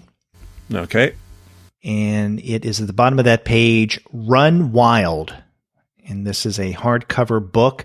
It's written by, and let me see if I can get the names correct, K.I. Zakopoulos, and art by Vincenzo Balzano. Now, I'm wondering, given the names, if this is a work in translation. But again, we don't get information that tells us one way or another. It says, when all of civilization begins turning into animals, only 2 people remain, young siblings Ava and Flynn. On a desperate search for their mother and safety, they'll traverse a wild and unruly landscape, make friends and foes of all species, and discover what really makes them human. So it says that Run Wild reunites the storytellers Zakopoulos and Balzano, but I haven't seen their previous work. I guess they did work together on something called The Cloud. I'm not familiar with that. If I did see something about that, I've long forgotten. Yeah, it doesn't. Their names and The Cloud both don't sound familiar to me. The cover looks, if the interior is anything like the cover, it would be pretty interesting. It's very kind of suggestive and evocative. Not exactly sketchy art, but it's again kind of softer with some interesting color choices as well. Mm-hmm. I'd like to flip through this at least to see what it looks like. Yes, me too.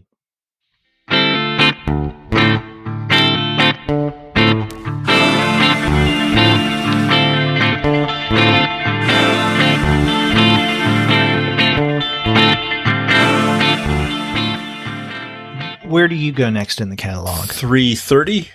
Okay. Chronicle Books is The Many Deaths of Scott Koblish, which it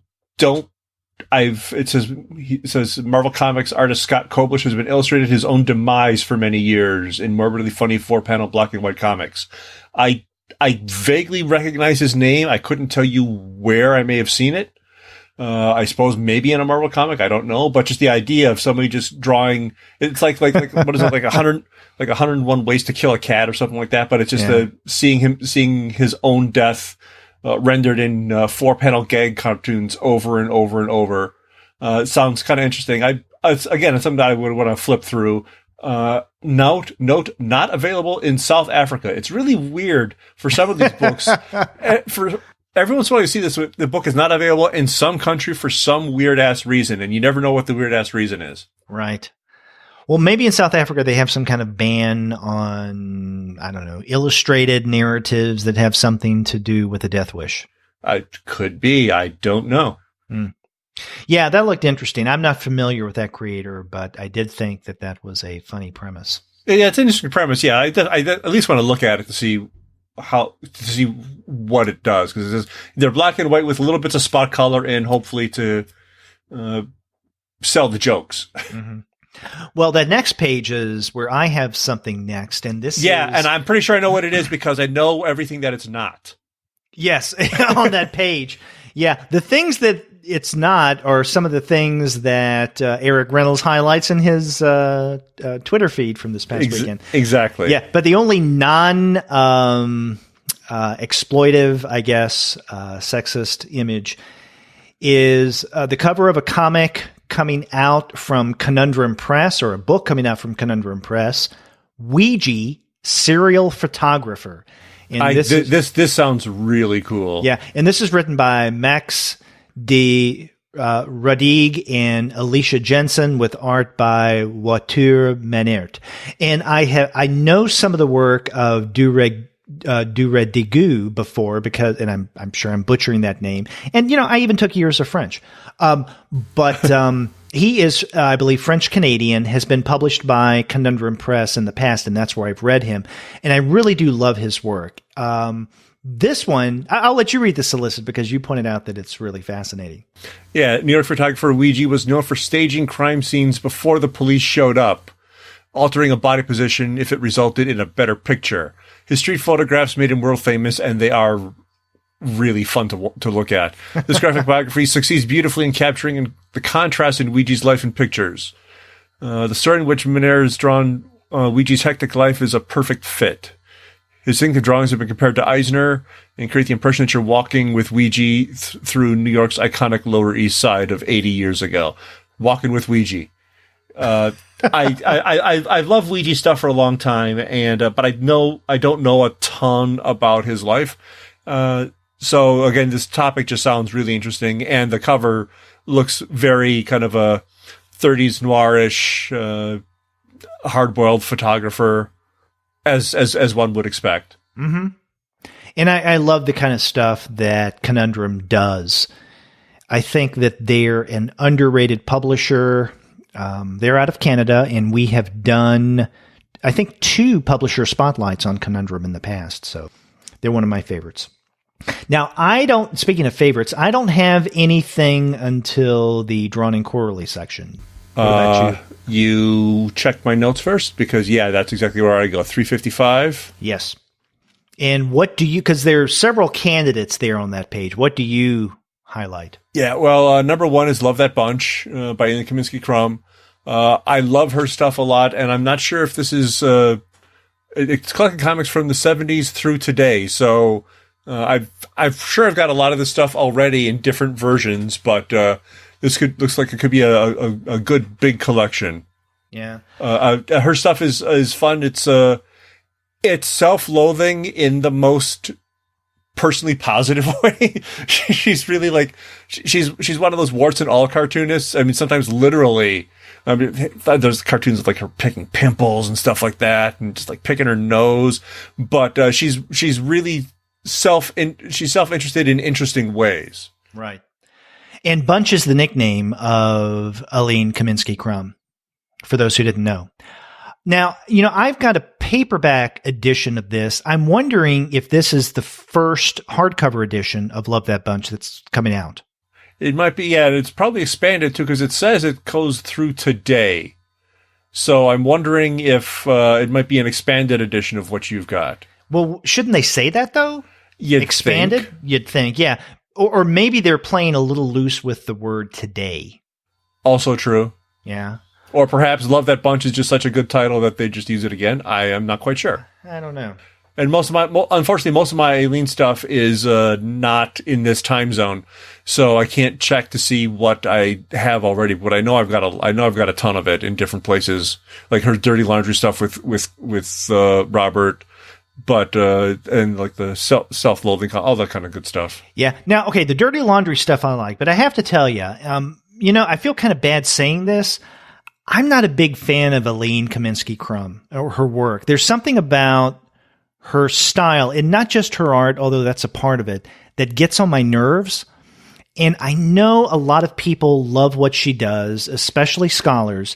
And that's one of the reasons why I feel a little guilty saying this, but she doesn't do it for me. Maybe I should give her more of a chance. Well, not everybody has to like every single thing. That's true. And sometimes people are wrong. But I do see that the solicit does say there's a new 30-page story in here, so it must be like an expanded version. Oh, okay. Yeah. I see stuff. it. I So see there's that now. that. Yeah, new 30-page story. Okay. So Yeah. that may be worth checking it out. Yeah, and again, I'm not saying that she's my favorite contributor of all time, but I really do love her stuff, and I appreciate it, not just because she's Crumb's wife, almost in spite of the fact that she's Crumb's wife. Yeah. I find her stuff interesting in and of itself. Mm-hmm. And that book definitely has a Women in Comics stamp on it. Yep, as does the one below it, the Mushroom Fan Club by Elise Gravel. Mm-hmm. Yeah, it's not somebody I don't know her work at all. I don't believe. I've seen her work, or at least references to her work in the past, but I don't think I've read one of her books yet. Yeah, well, this looks pretty cool. I mean, that it's a whimsical look at at one of her family's most beloved pastimes, mushroom hunting, which sounds a little odd. But I look at that cover, and it's almost like, oh God, what was his name? The guy who taught you how to draw, Ed Emberley. It looks a little Ed Emberley, although not at all. But it puts me in that mood somehow. It's very whimsical and kind of interesting colors and thin lines, just like these anthropomorphized mushrooms on the cover of it. So it's like they look like a kind of a strange families of mushrooms there, and it's about her family collecting mushrooms. It sounds so bizarre that I have to take a look at it. Yeah, I'd like to check that out. But I have to tell you, the thing in this month's Drawn and Quarterly section that I'm most excited about is what is beneath both Love That Bunch and the Mushroom Fan Club, and that is Nick Drosso's Sabrina. Now, I think it was 2 years ago, Gwen and I reviewed Drosso's Beverly, which was an outstanding book. I really did enjoy that, and I had not known his work before Beverly, and I know that both Gwen and I were really taken by that, and so I'm glad to see that this new work, Sabrina, is about to come out. It's described this way. When Sabrina disappears, an airman in the U.S. Air Force is drawn into a web of suppositions, wild theories, and outright lies. Sabrina depicts a modern world devoid of personal interaction and responsibility, where relationships are stripped of intimacy through glowing computer screens. An indictment of our modern state, Drosso contemplates the dangers of a fake news culture or climate. So, it's timely. And at least for me, Drosso is a proven entity. I loved his Beverly, and I want to check out Sabrina. Yep, and again, we normally talk about brand new stuff, but the very next page, their stars of the month. The very first book is Beverly there, but all the rest of it are women in comics, and it's all amazing stuff. Julie Doucet, and Mimi Pond, and Lisa Hannawelt, and Vanessa Davis, Jillian Tamaki, Genevieve Castries, and Elise Gravel's earlier book as well. That's like a killer page right there. Yeah, one of the things I like about Drawn and Quarterly, almost every month, not only do they include, let's say, maybe one or two or more, depending, new titles, but they also have a healthy resolicit section. I mean, Fantagraphics is the same way. Right. But I think it's, for me at least, it's more noticeable in the Drawn and Quarterly section, just because Drawn and Quarterly doesn't come out with near as much new material as Fantagraphics. And, for better or for worse, I tend to link Fantagraphics and Drawn and Quarterly.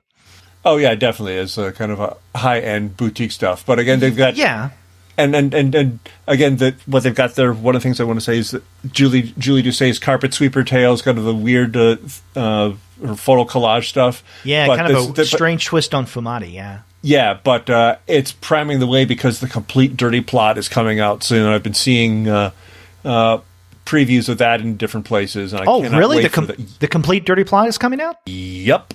Wow.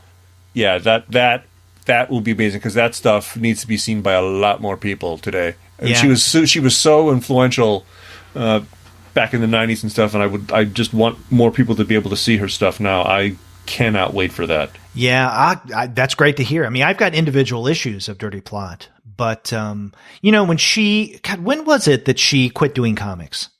About 10 years ago? More than that? I think it might even be more than that. I think it was more round the turn of the century, sort of. I'm not sure. Yeah, because Dirty Plot ran through 1998, and I don't think she did much after 98. If I'm not mistaken. Oh, no. That's I tell a lie, because things like My New York Diary and stuff like that. So she was doing other stuff as well. But I think it's been at least 10 or 15 years before she really put out anything comicsy apart from Carpet Sweeper Tale. She was doing more of the kind of a more kind of collage-y art stuff that was harder and harder to call comics. Yeah. But I can't wait for that complete Dirty Plot. Yeah, well, that's good news. Okay, I next go to the Fantagraphics section. Speaking of Fantagraphics, do you have anything before that? Okay, so yeah, there's some interesting things in Fantagraphics. What struck your fancy? Let me get to the page. This is on pages 364 and 365 that we're referring to. Thanks. Yeah, I should have looked at my notes. I was just trying to. There's a lot that's good there. There's a new Garlandia, another book from Lorenzo Matadi and Jerry Kramsky. I love Matadi stuff to death, and I will basically buy anything with his name on it. That's fantastic. They're doing a new Disney archival collection, Disney's Masters. I'm not familiar with Romano Scarpa's Mickey Mouse Tales. This is one that I think probably maybe more for hardcore Disney folks. But I like to see this stuff back in print. Mm-hmm. Yeah. There's a new Ron Reege book, Ron Reege, the Weaver Festival Phenomenon, a teenage ghost story, and I've been reading his stuff forever also. Yeah, and the thing about this, at least the way that the solicit reads, is that this is, I guess, more of a traditional narrative than some of the other work that Reege does. It says, funny romantic teenage ghost story that marks a departure from the author's more abstract and esoteric work.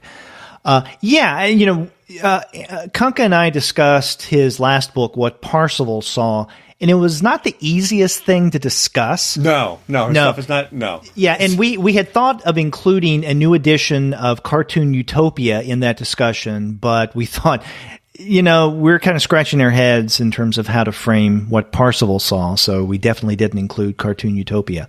But those are also resolicited on that same page. Yeah, I'm with you on both Garlandia and then the Weaver Festival Phenomena. But there are a couple things on that other page, 365, that look interesting as well. Were you looking at Ellen Forney's new book? Definitely. Yeah, Rock Steady, Brilliant Advice from My Bipolar Life. So this is a sequel and companion book to her, 2012 Marbles, Mania, Depression, Michelangelo, and Me. And she's another one of these creators who really made a name for herself, let's say in the 80s, maybe even in the 70s, when she started to do work. And I think she's more 80s and 90s because she had that book I Was 7 in 77. Okay. Well, for some reason, I guess I thought that maybe at the tail end of the 70s she did something. But yeah, definitely in the 80s. Another thing, though, that I'm really interested in, and I want to know more about this, is Berserker #1. And this is by various artists. And the way they describe it in the solicit, it says, featuring all new comics and interviews from top creators from either side of the Atlantic, Berserker promises a unique perspective on comics and art. So this first issue has people like John Chandler, Anya Davison, Benjamin Mara, Semi Harcum, Alexander Tucker. I'm wondering if this is going to be not the same thing as, the relatively new anthology Now from Fantagraphics that Eric Reynolds edits. We've mentioned Eric quite a number of times on this episode. He should pay us. But I'm wondering if he's editing this as well. See, I don't know as much about because this is part of their Breakdown Press line, which isn't that like kind of their like kind of sort of high end, high weirdness line. Well, no, they have sort of, or undergroundish. Well, they have the Fantagraphics Underground, which that's right. There's that. Gary Groth calls the FU line. Oh, right. Okay. Oh, I was confused with that. So, what is Breakdown Press exactly? Okay, now you're right. This is under Breakdown. Okay. That explains. So I guess Berserker is not a Fantagraphics title. Apparently, this is something that they started, I don't know, several months ago, is, I guess, Fantagraphics now is the United States distributor of Breakdown Press, which is a UK publisher. Oh, okay. And I did not pay attention to is that the old Breakdown? I did not pay attention to the fact that Berserker is right next to Katsumata Susumu's Fukushima Devilfish, the anti-nuclear manga. I just recently got a review copy of Fukushima Devilfish. Shay and I were going to discuss it on the February manga episode, but we didn't get our copies in time because it was coming from the UK. But we're probably going to discuss it in our March manga show, and I'm really looking forward to that. Cool. But no, that sounds really cool. It is. And Breakdown Press is a UK publisher. They do a lot of really good stuff. They publish quite a bit of manga, but they also do things other than manga. And for the longest time, it wasn't the easiest thing to get Breakdown Press books in the United States. Now that Fantagraphics is their distributor, I would guess that things have gotten a little easier. Okay. I correspond with the publishers, the people who work at Breakdown. So every now and again, I'll get a review copy of something that we discuss on the show. But okay, so I guess Berserker is not a companion anthology to now, but it's something that Breakdown's doing and that I'm nonetheless interested in. Yep. Real briefly, the next page has a new book by Hope Larson, All Summer Long from Farrar, Straus and Giroux. It's a coming-of-age middle-grade graphic novel, but Hope Larson's good. It looks like it's you got music and middle school angst and stuff like that. I love her stuff. The cover alone is just beautiful. Yeah, it is. I'm like you. I really enjoy Hope Larson's stuff. We had her on the Comics Alternative last year, in fact, when she and Rebecca Mock released Knife's Edge, which was also a first-second book. Now, this is a question I have. Now, this is listed all summer long, Hope Larson, under Farrar, Straus, and Giroux. And then underneath that one solicit for Farrar, Straus, and Giroux is the first-second listings. Okay, so you have, Antoine Revoy's Animus, and then other books. Some are new, some are resolicits. Now, I know that first-second is part of Farrar, Straus, and Giroux. And even on that next page, right, there's a big ad for first-second where All Summer Long is listed along with the first-second titles. But I'm wondering, when they're laying out this previews, what distinctions are being made between Farrar, Straus, and Giroux and first second? Yeah, it pretty does. It does look like this would be a first second book, right? I mean, even just down to the dimensions of the cover. And it is a first second book because I just recently got a first second catalog and this was included if I remember correctly, and so it's part of that. And then again on that next page we see 367. There is a full page ad for first second, and that has all that Larson's stuff. All Summer Long is listed there. Yep. This is this number 3 or number 4 in the how hard is it to put together a catalog? That's at least 3. Yeah. But first second does really good stuff, so yep, I'm overlooking whatever confusion that's generated, maybe by previews, or it could be the publisher information. Yeah, for all we know. God only knows. Where do you go next?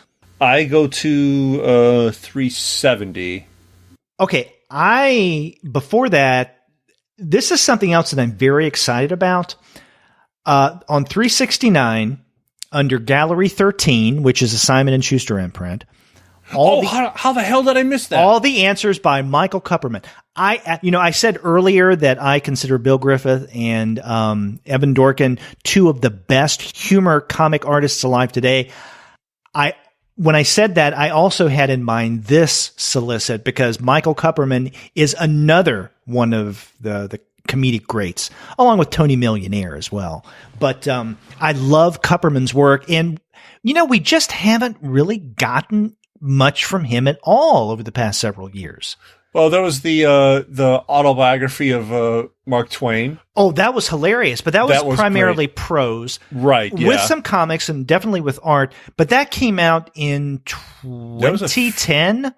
No, it couldn't be that long ago. 2010 or 2011.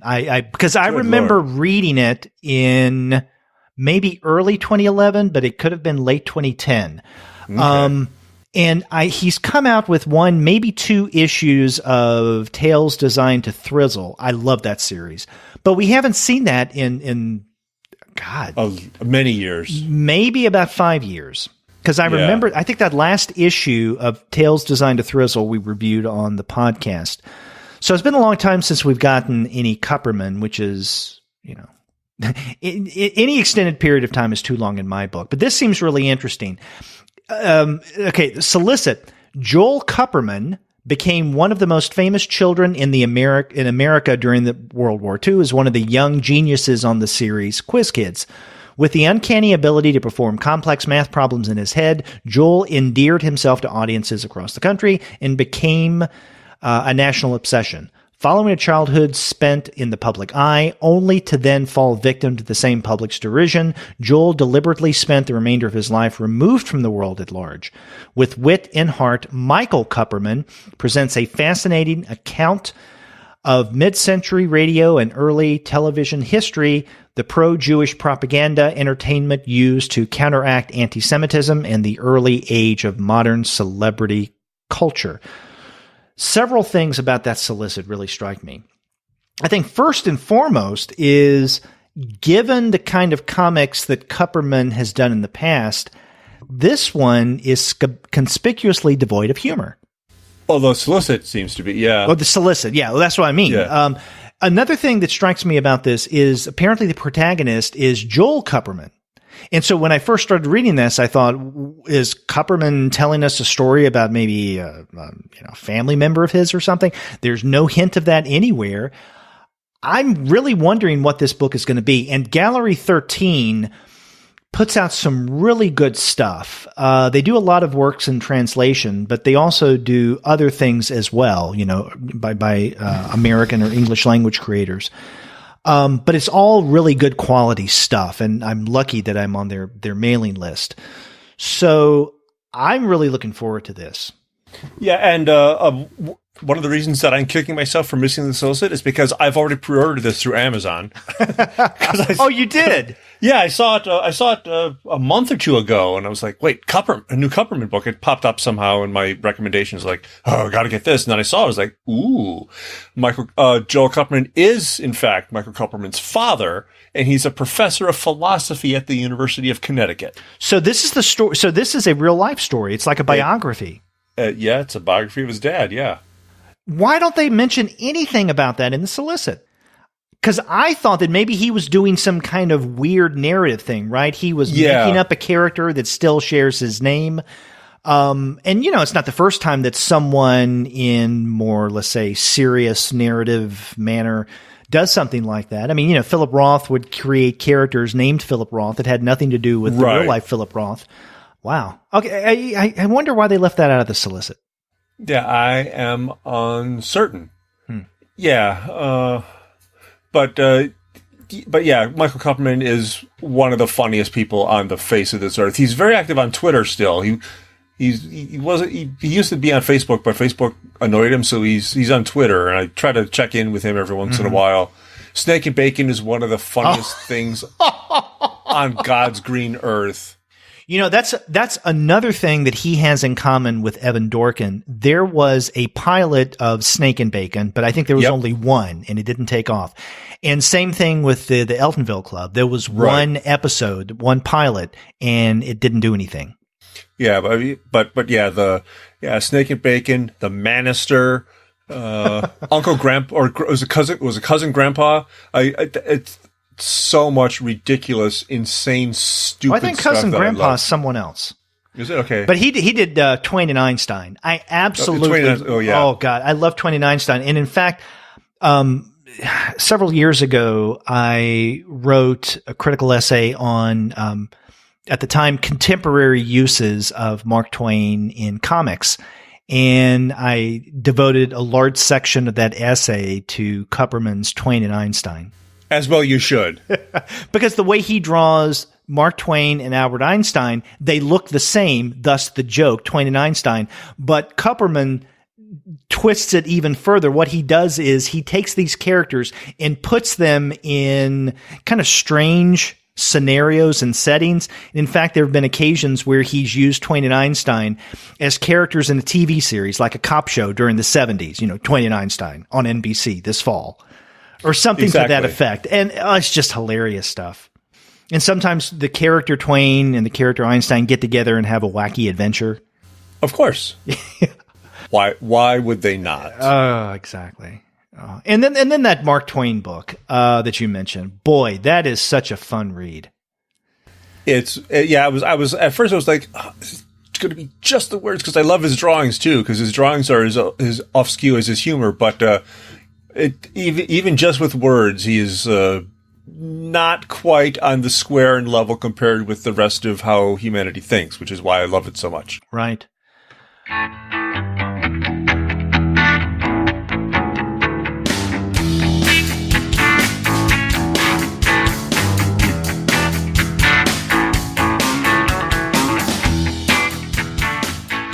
Gene, I just looked at the clock. Wow, we are, we wondered at the beginning, or at least I wondered out loud at the beginning of this episode, is there as much in this volume of, or this issue of previews as there have been in the past? And you thought that there may be, because you said that there seemed to be more heft in this one. And you were right. I was wrong. And God, we're not even finished. I know. So let's move on. Where do you go next? Real quickly, page 370, Graphics Press has a Philip Pullman graphic novel, The Adventures of John Blake. Philip Pullman is one of my favorite writers. His Dark Materials is up there with some of the best stuff I've ever read in my entire life. I know that he's done some comics in England. This is through Scholastic, so I'm not sure if this is newly done or what, but I'm curious to just check it out just because it's Philip Pullman. Yeah, okay. That's interesting. So I guess the primary readership is going to be younger. Right. Yeah. I go to page 374 next, and this is in the Humanoid section? Yep. Which title? Vietnamese Memories Book 1, Leaving Saigon. Same thing, yeah, by Clement Belloup. It looks really interesting. Yeah, just the colonialism and war disrupted the lives of millions of Vietnamese people during the 20th century. These are their stories. It looks like it's following a few different people. These are their stories. It sounds like it should be really interesting and probably not the easiest read. Yeah. And Humanoids does some really good stuff too. Right. I go next to Kodansha on page 382. I got something real quick before that, I believe. If I can get back to that page. What did I have? 379, Knockabout Comics. Bloke's Progress, written by Kevin Jackson, but art by Hunt Emerson. And Hunt Emerson is another one of those funniest cartoonists who's ever lived. I love Hunt Emerson stuff a lot. And it's a strange comic that's part satire, part economic and philosophical treatise, part love story, part political argument, part psychedelic craziness, and always funny. That sounds, even though Hunt didn't write it, it sounds very much like a Hunt Emerson comic. Now, is he a UK artist? Yes. Okay, yeah, because it's Knockabout. That's why I asked. Yeah, the one thing from Kodansha that I wanted to highlight, this is on page 382, and this is the second volume of this. This is Sailor Moon Eternal Edition. And I guess I completely missed the first volume that they solicited for Sailor Moon. And the reason I mention this is because I knew that they were coming out with these nicer editions of Sailor Moon. I have never read any Sailor Moon. I know that it is a very famous manga, especially for young women readers, for girls. And I think my daughter has read some Sailor Moon. I don't know if it's one of her favorite titles, but she has been familiar with it and has told me about it. I have not read any, but it's one of those manga titles that, with my interest in manga, especially grown over the past several years, I feel that I should know. So that's one of the reasons why I wanted to mention this. Yeah, it looks like it's a really high-end, as definitive as it has been so far, translations into English. Yes. I've never actually read it either, but I mean, I've heard so. I mean, I know so much about it just from friends who were into the cartoons and stuff like that. Yeah, the but anime, the anime, but I've never actually read it, and this looks like this would be a good opportunity to do so. Yeah, Naoku Tekushi. So that I'll have to check out to see when the first volume came out or is about to come out. If you turn the page to 383. Another really good publisher, Koyama Press. They're soliciting 4 titles. Ben Sears, The Ideal Copy. I love Ben Sears' work. Same with Michael DeForge. His new book is A Western World. Fiona Smith, Somnambulance. And then Jessica Campbell, XTC 69. Now, I guess these are Koyama titles that will debut at TCAF. I guess. That would make sense. Because what they seem to do is to debut their seasonal works in the spring and the fall. The spring one's at TCAF and the fall one's at SPX. Mm-hmm. Yeah, that sounds about right. The one of these of the 4 of these, I mean, I love DeForge a lot, and Sears and Jessica Campbell stuff. What I've seen of it, but the Fiona Smith collection is way overdue. It looks like it says it's stuff from between 1983 to 2017. A big old overview, 368 pages. I hadn't heard of her. I mean, I knew of her years ago, and I didn't hear of anything from her for a really long time. And lo and behold, at Cake last year, back in the corner, I saw a sign that said Fiona Smith, and I was like, "Are you kidding?"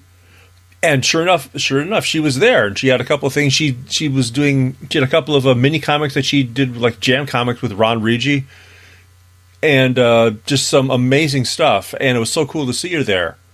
And so, and I had a lot of her stuff again back in the '90s, especially, but I hadn't seen a lot recently. So this book, I'm really looking forward to. Yeah. Koyama always does good stuff. Yeah. And we've done spotlights on Koyama maybe twice before. I know we've done at least one, but we may have done 2 publisher spotlights on Koyama. Okay, I next go to 386, which is in the Lion Forge section. Me too. Same thing? Yep. The Big Empty Life of Alphonse Tabouret. Exactly. An existential fairy tale about life, love, loss, and the search for answers to questions we all ask nobody in particular. Yeah, it's it has a little Edward Gorey feel to it. Yeah. A little bit, but with less wordplay and more philosophy, possibly. Now, but it looks beautiful. Okay, I'm going to attempt to pronounce the creators' names. Written by Sibylline Desmazières and Capucine, with art by Jerome Davio. Sure. Yeah. So there you go. Again, I also apologize for the fact that I have very, very little French. I passed my qualifying exams for my PhD in French, but I never took a class, and I can read a little bit, but pronunciation, I have a very German tongue. I'm assuming that this is a work in translation, and not just because of the names, although that may be somewhat of a giveaway, but also by the fact that Lion Forge also does a number of translations. So, yeah, but this looks absolutely beautiful. It does, yeah, and it's part of their, I guess, Magnetic imprint. So they several years ago acquired Magnetic Press. Yeah, there's that, and then a couple of pages later on 388, there's something that I don't know. I kind of expect our colleagues who do the Young Reader Show, Gwen and Paul, to take a look at here. This is The Enchanted Chest. It could be another work in translation. This is written by Jean-François Sabas with art by David Sala. It says, an ornate chest attracts the attention of a greedy king, but there's a problem. Nothing and nobody can open the chest. Only the lynx, whose magical eyes allow her to see through anything, can satisfy the king's curiosity. The story, like the chest, contains a beautiful and mysterious core about how the treasures we crave may not be what we truly desire. So this definitely also, like the other work we just mentioned, has a fairy tale-ish feel to it. Yeah, and the artwork is really, really stunning. It has that kind of two-dimensional Klee look to it. Yep. There's like some collage, a lot of like really intricate pattern stuff over behind like very kind of geometrical shapes. But oh my God, I'm not sure what we're seeing are pages without words. I have no idea if there's going to be words laid on top of this or if it's going to be alternating more like a picture book. I don't know. I don't care. I have to see this book because these preview images. The cover alone is beautiful, but then you get to the preview pages and it's like, oh my God, I'm not sure what I'm looking at, but it's beautiful. I know. When I saw the solicit, I thought, do I want to list this on the show where Gene and I discuss the previews catalog? And then I saw the preview page with those 4 beautiful examples. And I thought, yes, I definitely have. Yeah. Now, for sure. I next go to page 400. Do you have anything before then? I next go to page 400. Is this under the NBM section? Yes, it is. Garden of Secrets? Exactly. Okay. Who is Nikki de Saint Phal? I don't know who that is. I feel bad that I don't know. I never taken an art history course. I am dumb. But I know what I like, but I don't know what I'm looking at. But it's a comics biography of the famous and controversial contemporary pop style artist. Yeah. The art is by Sandrine Martin. So I'm not sure if Sandrine is adapting a text by Nikki de Saint Phal, or if I'm not sure if it's an actual collaboration or if it's like taking her life and works in illustrating them. I don't really know, but it sounds pretty interesting. Yeah. Now, if Nikki de Saint Phal is a pop style artist, I don't know. I guess I just would expect her not only to write this thing, but also to do the illustration work. But maybe illustration's not her forte. I don't know. I mean, how contemporary of a contemporary pop style artist is she? I mean, I don't recognize the name, but like you said, and like you, I am not as well versed in art, especially contemporary art. Non-contemporary perhaps. But very contemporary stuff, I'm just not up to snuff. Yep. But this is a way to learn. Yes. Now, what's on the next page, though, for me is even more exciting. I mentioned Gallery 13 earlier about doing really good quality stuff. Another publisher that I think started to put out stuff a little earlier, but for some reason I kind of lumped them together in my mind to some degree, is New York Press Comics. Yep. They do similarly really nice quality work, not just in terms of what they put out, but the way that they package it. And what we have on page 401 is Tadao Tsuge's Slum Wolf.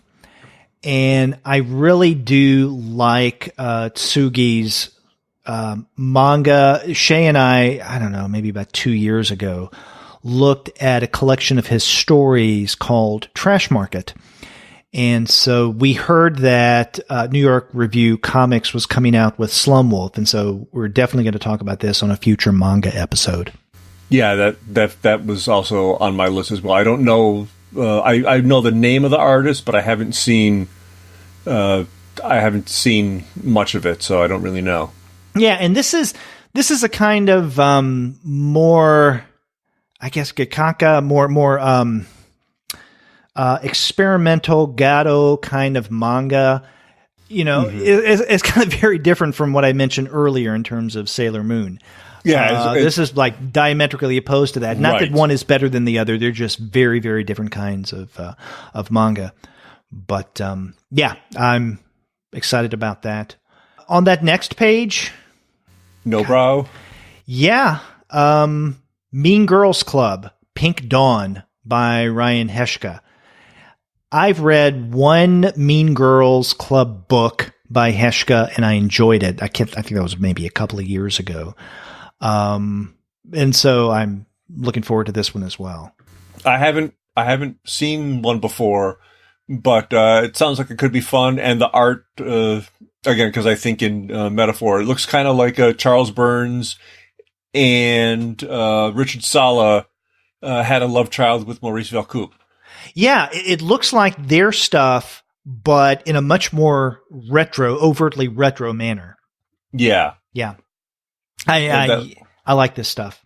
Yeah, it looks like fun. And right below it, Akisi, Tales of Mischief, written by Margaret Aboué, with art by Mathieu Sapin, and Aboué, who wrote the Eye of Yop City books, which are really good. And that's right. It's kind of it's like a younger, looks like maybe a younger reader version of not of Aya stories, but of a similar nature, a similar kind of character. Huh. I'm glad you mentioned that. Okay, so that's one that I overlooked. And Flying Eye Books is also part of Nobrow, but I think it's their line for younger readers. Right, yeah. And I need to make a note of this one because this is another book that probably the library where I work needs to purchase a copy of this as well. Cool. Okay, after that, I go to the Oni section. This is on page 408. I don't know if you have anything before then. No. Okay. Have you read any of Charles Soules's Letter 44? We reviewed the very first issue. Oh, that's right, we did. I was trying to remember earlier. It's like, who was it that I reviewed that first one or two issues of Letter 44? Yep. So you and I did it. Wow, that was a long time ago. It was. And they have been putting out trade collections of Letter 44, but now we get a Letter 44 deluxe edition. So this is cool. This includes the first two narrative arcs of the series, and I kept up with Letter 44 for a while after you and I did the first one or two issues. And in fact, I think I got all the way up to maybe into the third volume, and I even had Charles Soule on the podcast to talk about Letter 44 after the second volume trade came out. But then I kind of lost track of it. Not because I didn't like it, but because, there's just so much to read. Mm-hmm. But I'm glad that they're coming out with these deluxe editions. I don't know if I'll get this, but if I come back to Letter 44, who knows? It may be with, Wallet cooperating the Letter 44 deluxe editions. Yeah. And then on page 409, I want to mention that we have the second trade volume of Christopher Sabella and Robert Wilson IV's Heartthrob. And Robert Wilson IV is a friend of the podcast. And in fact, he lives in the Dallas Metroplex. I used to see him all the time at either a comic shop in the area or at the Dallas, one of the fan comic conventions that they had there. And I'd see him other places as well. I mean, he's also a regular at Heroes Con. So he's a really good guy, great artist, and it's something to check out. Heartthrob Volume 2. Okay, cool. Yeah, that's I don't have anything else in Oni myself. Okay. Yeah, I go next to 418. Well, I got 416 first. Okay. Quirk books. Manfred the Man. It's one of these it's high concept. It's if cats ruled the world and people were small and were pets. It looks ridiculous. There's a full page ad on 415 also that shows a little more. There's like the signs that put up, have you seen this man? Like you would put up, have you seen this cat?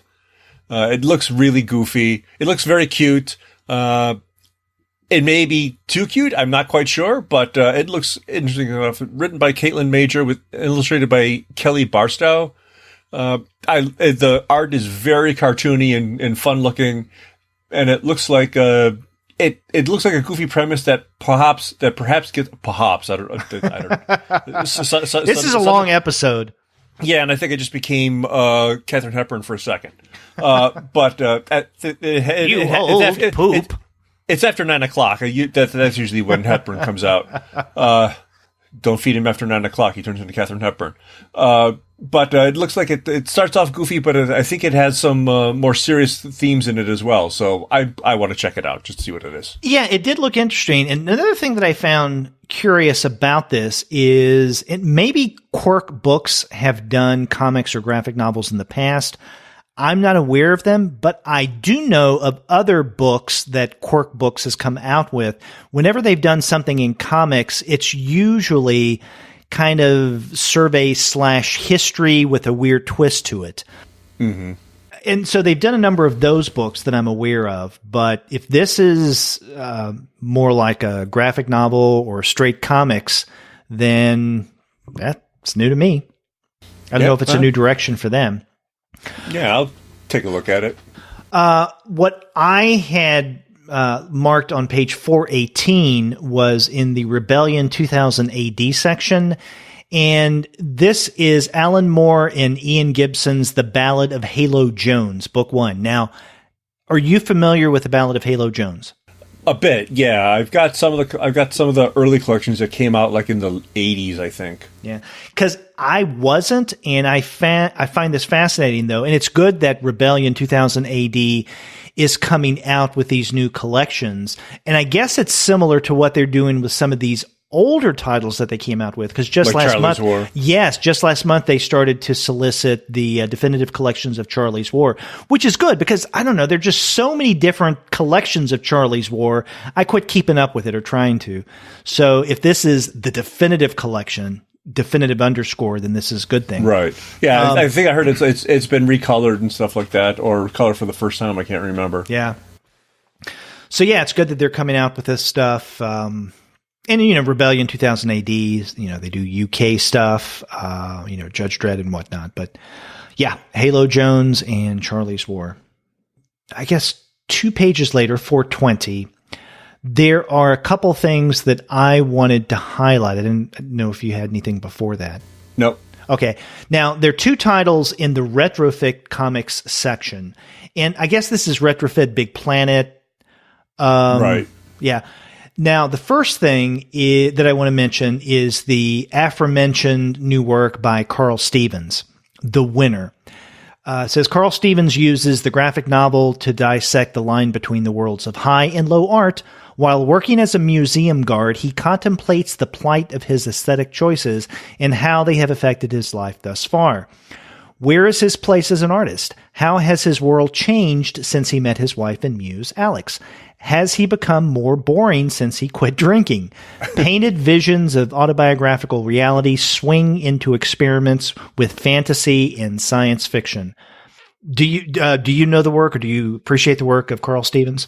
I don't immediately recognize the name, but this book was definitely on my list. You know, I first encountered his work years ago, and I can't remember how I did so. I think just by accident. But I was really taken with his art. And I know in a lot of his earlier stuff, he does a lot of detailed cross-hatching, which I find fascinating. And that's one of the things that drew me to his style, is his attention to detail. Because not only is he a comics artist, but he's also a painter. And in fact, he's someone that I follow on Instagram, and I'm constantly, and I don't check Instagram all the time, but it seems like whenever I'm on Instagram, I almost immediately see things that he puts out. And he's very active on Instagram in terms of the art that he's working on, a particular comic that he's in the middle of. And I do appreciate that. I've had him on the show. I think we did an interview about 2 years ago. And as I pointed out in the listener mail that we've gotten over the past week, he is a dedicated listener to the podcast. And, cool. That really impresses me. I mean, every listener impresses me when they say, hey, I've been listening to you guys and I love what you do. But when a creator whom I really enjoy and appreciate says, I like what you do, that means a lot to me. And so, yeah, definitely. Carl, if you're listening to this, and I hope you are, I am definitely looking forward to this new book, and I want to have you back on the show to talk about The Winner. And in fact, he contacted me, I don't know, several weeks ago about this new work. And I, even sent an early copy. And I was asking him, would it be possible to talk about this early? I have to wait. But I'm glad that Retrofit Big Planet is coming out with this, because I love the kind of stuff that Retrofit Big Planet does. Yeah, me too. I get a subscription. Yeah, so it's like two tastes that go great together, the publisher and then Carl Stevens. Cool. Yeah, for the write-up, that definitely sounded very intriguing to me. Yeah. But, the other thing that they are soliciting in Retrofit is also interesting. This is something that maybe Shane and I can discuss on the manga episode. Baron Yoshimoto's The Troublemakers. So I'm not familiar with Yoshimoto's work, but again, the fact that Retrofit Big Planet is putting this out, I'm gonna read it. I'm guessing I will too, because I believe I will just be getting a copy in the mail.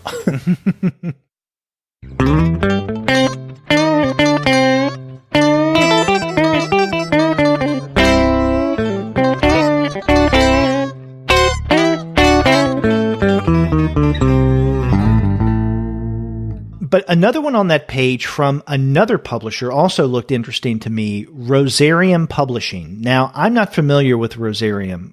Are you? No, never heard of them. Nor have I heard of the author of this work, Marguerite Dabaye, Dabaie. It's The Hookah Girl and Other True Stories. And it says it's a graphic novel told in short stories.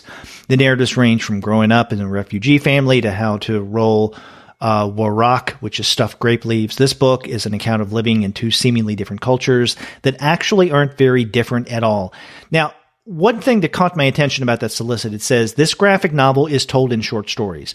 Now, I don't know exactly how to take that, but when I read something like that, it strikes me as being what you would call in prose fiction a short story cycle. Mm-hmm. Not a collection of stories, but a novel in stories. And I am absolutely fascinated by the short story cycle, both in prose and also in comics. I think they're equivalent of the short story cycle, or the composite novel, as some people call it, is what I call in comics the graphic cycle. And, of course, a classic example of the graphic cycle is Will Eisner's A Contract with God. Which, people mistakenly bill as the first graphic novel. And not only was it not the first graphic novel, to go by that name, but it's also a novel. No, it isn't. Or unless you call it a novel in stories. Right. But I'm wondering if this is somewhat similar. That would be very cool. Yeah. But yeah, the cover looks very stylized as well. With some, it's not exactly like what is it, like whatever, but there's just patterns on the main character's face and on her hands and stuff like that. It looks like it could be very interesting to look at. And again, like you said, their narrative hook of it sounds pretty interesting too. Mm-hmm. Next page. God, there's a lot in the last half of this. I know, it's ridiculous. It's never going to end. We're going to be here all night. God. Yeah. So 241, Self-Made Hero. Yeah. The Communist Manifesto, written by Karl Marx and Friedrich Engels, with art by one of my heroes, Martin Rosen. Yes, who does a lot of adaptations type stuff like this. Yeah. Kind of twisted adaptation. Yeah, I mean, I first discovered him, I think I bought the book in Walden Books, which shows you how long ago it was. His adaptation of The Wasteland as a film noir. Yes. Oh, I love that. That book blew my mind. It was one of those things that I saw that like changed my idea of what comics could be. Mm-hmm. Because it was so smart and so just what it's odd, bizarre. It was almost like a mashup or a remix of it.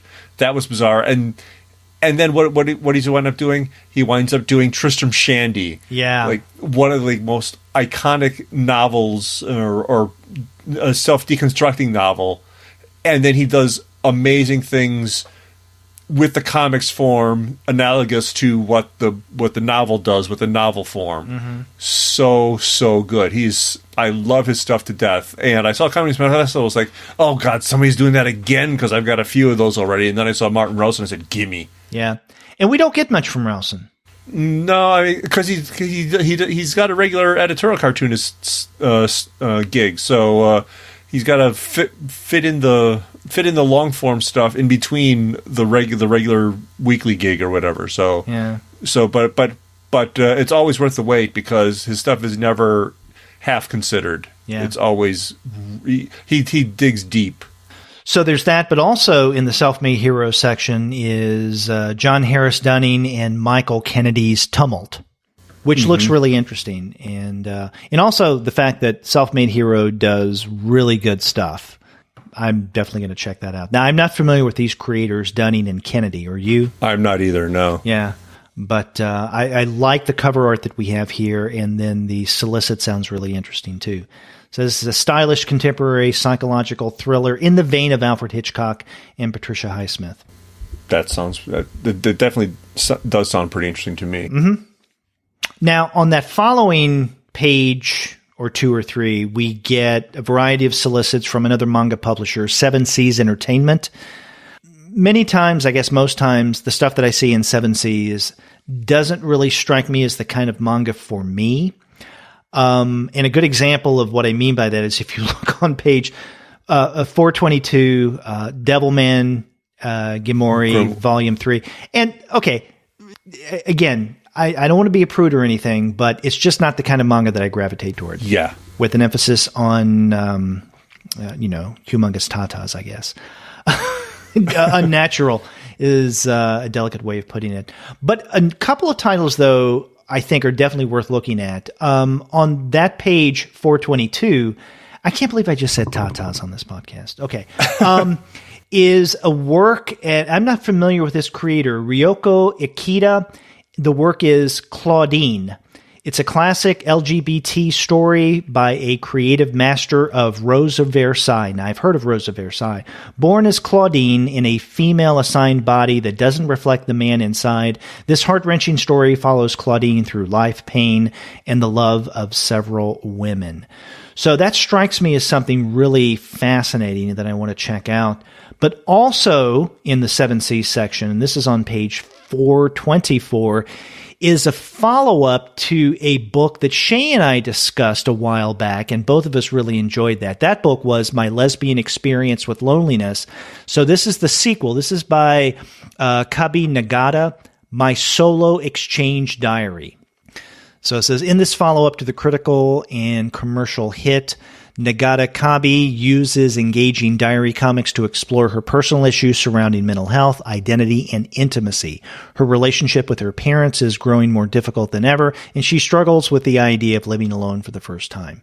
And that first book that I read of hers, My Lesbian Experience with Loneliness, was really good. So I'd like for us to discuss My Solo Exchange Diary on a future manga episode. There you go. Things I have no idea about. Yeah. Well, but that Claudine especially sounded interesting, and I like the cover art looks. It's clearly a manga, but it's got a kind of a classic feel to it somehow. Yes, it does. Where do you go next? 426. Oh, I do too. We may be even highlighting the same thing. What were you going to suggest? Unfinished 3 poems by Tom Neely. Yes, I love Tom Neely's work. Especially the more offbeat experimental stuff. I mean, I really liked The Humans series with Image. If for no other reason, because it was filled with a lot of profanity, a lot of nudity, a lot of sex, and it just didn't give a damn. And I love that. But this is different. Unfinished 3 poems by Tom Neely. A stunning collection of gorgeous one-panel gag strips, humorous, sad, and deeply moving, by Tom Neely. Yeah, I know him primarily from Henry and Glenn Forever. Yes. I don't know any of the other stuff. I do know Henry and Glenn Forever, and that's high dumb concept comics fun, which just got way out of hand in lots of if you don't know what Henry and Glenn Forever is, Henry Rollins and Glenn Danzig are tender, careful lovers. It's so over the top, ridiculously stupid, and they did so much fun stuff with that. Him and several other people. I mean, that became just like a insane amount series of mini comics, and then in fact there's a hardcover of it eventually. It's a lot of fun and just twisted things coming from really odd places. Right. So I'm curious to see what he does on his own here. Yeah. Now this book, Unfinished, is coming out from Silver Sprocket, and another thing about this solicit that really struck me is that apparently there's something in here about his best friend Dylan Williams, behind Sparkplug Comics, who died a number of years ago. So that's got to be moving. So I'm looking forward to that, to see what all comes from that. Okay, listener, We're coming into the home stretch. We absolutely promise. It's almost there. Yes, almost there. Now, I have one or two things in the Titan comics section. I would guess that you have at least one. Yeah, I actually have two. Okay. One of which is very quick. Page 436, the 30th anniversary edition of Violent Cases by Neil Gaiman and Dave McKean. I think I've bought 2 or 3 different editions of this book already. I'm not sure that I need this one as well, but if you haven't, it's early Gaiman, and it's full on Dave McKean wonderment. It's a beautiful book to look at. It's been a long time since I've read it, but it's got a new cover again. But it says an expanded art section. Not quite sure what that means, but there's an introduction by Alan Moore, Neil Gaiman, and Paul Gravett, who's a pal and knows everything. So that would be worth the price of admission alone, probably just Paul's introduction. You're pals with Gravett? I've known Paul for a long time. I didn't know that. I know of him, but I don't know him. I met him at like the second ICAF, I believe, way back in the day, and I ran into him. And the one time I went to Angoulême, I ran into him also. Wow. He passed along a book that Art Spiegelman had given to him, but he didn't want. Wow. It's like your brush with greatness, huh? Exactly. Well, okay, what's the other thing in Titan you wanted to mention? The other thing in Titan is, of course, on page 438, Yeragail and the Madman, written by Michael Demuth, but with art by Philip Drouillet.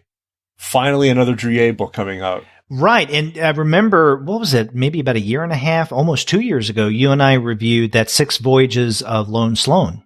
Right, and then Lone Sloan Delirious came out. Lone Sloan Gale comes out later this month, I believe, finally. And now we've got another one. So we got two Drouillet books in 1 year. How did I get so lucky? Yeah.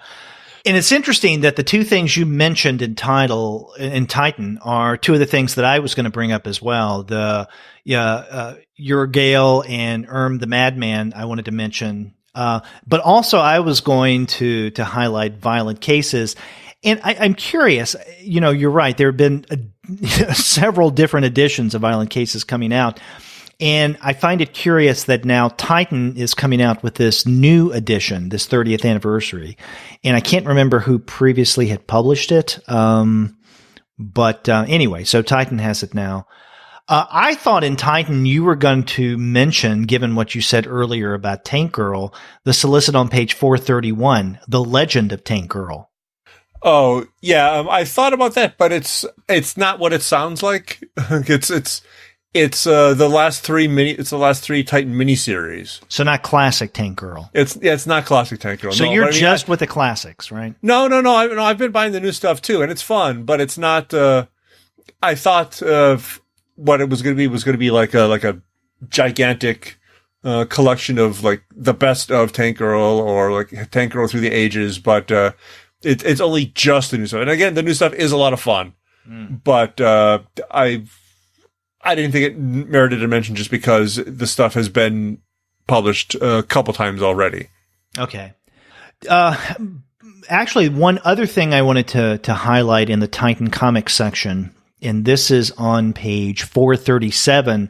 This is the first, I guess, of 2 issues of a series, 2021 Lost Children, #1. And this is written by Stephanie Bitbetter, with art by another Stephanie Bervas.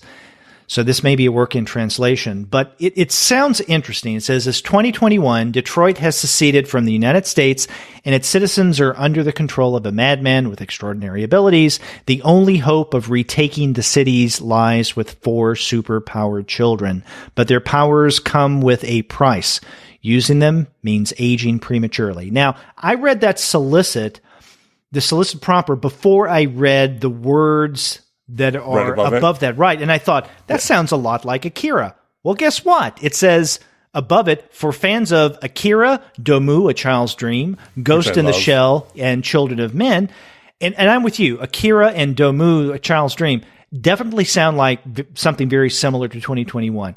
Now, I think that those who wrote the solicit, who did the layout of this page, and this is a publisher decision, I'm sure, could have stopped at just for fans of Akira, Domu, Ghost in the Shell, so on and so forth. Because this definitely has kind of a manga-ish feel a la Akira or Domu. But then right underneath that, it says, Escape from New York meets the X-Men. That's the elevator pitch. Now, do we need all of those references? I mean, I think that Akira and Domu and Ghost in the Shell is enough. Maybe they thought, okay, but what if people don't read manga? What if they're not familiar with those titles? Let's throw an Escape from New York and X-Men. Okay, that's overdoing it in my book. No, not in mine. Because again, not everybody will have read those things. And if you read that, Detroit is seceded from the United States. There's Escape from New York right there. You've got superpowered children that's practically X-Men right there. To me, it makes perfect sense to say that. Okay.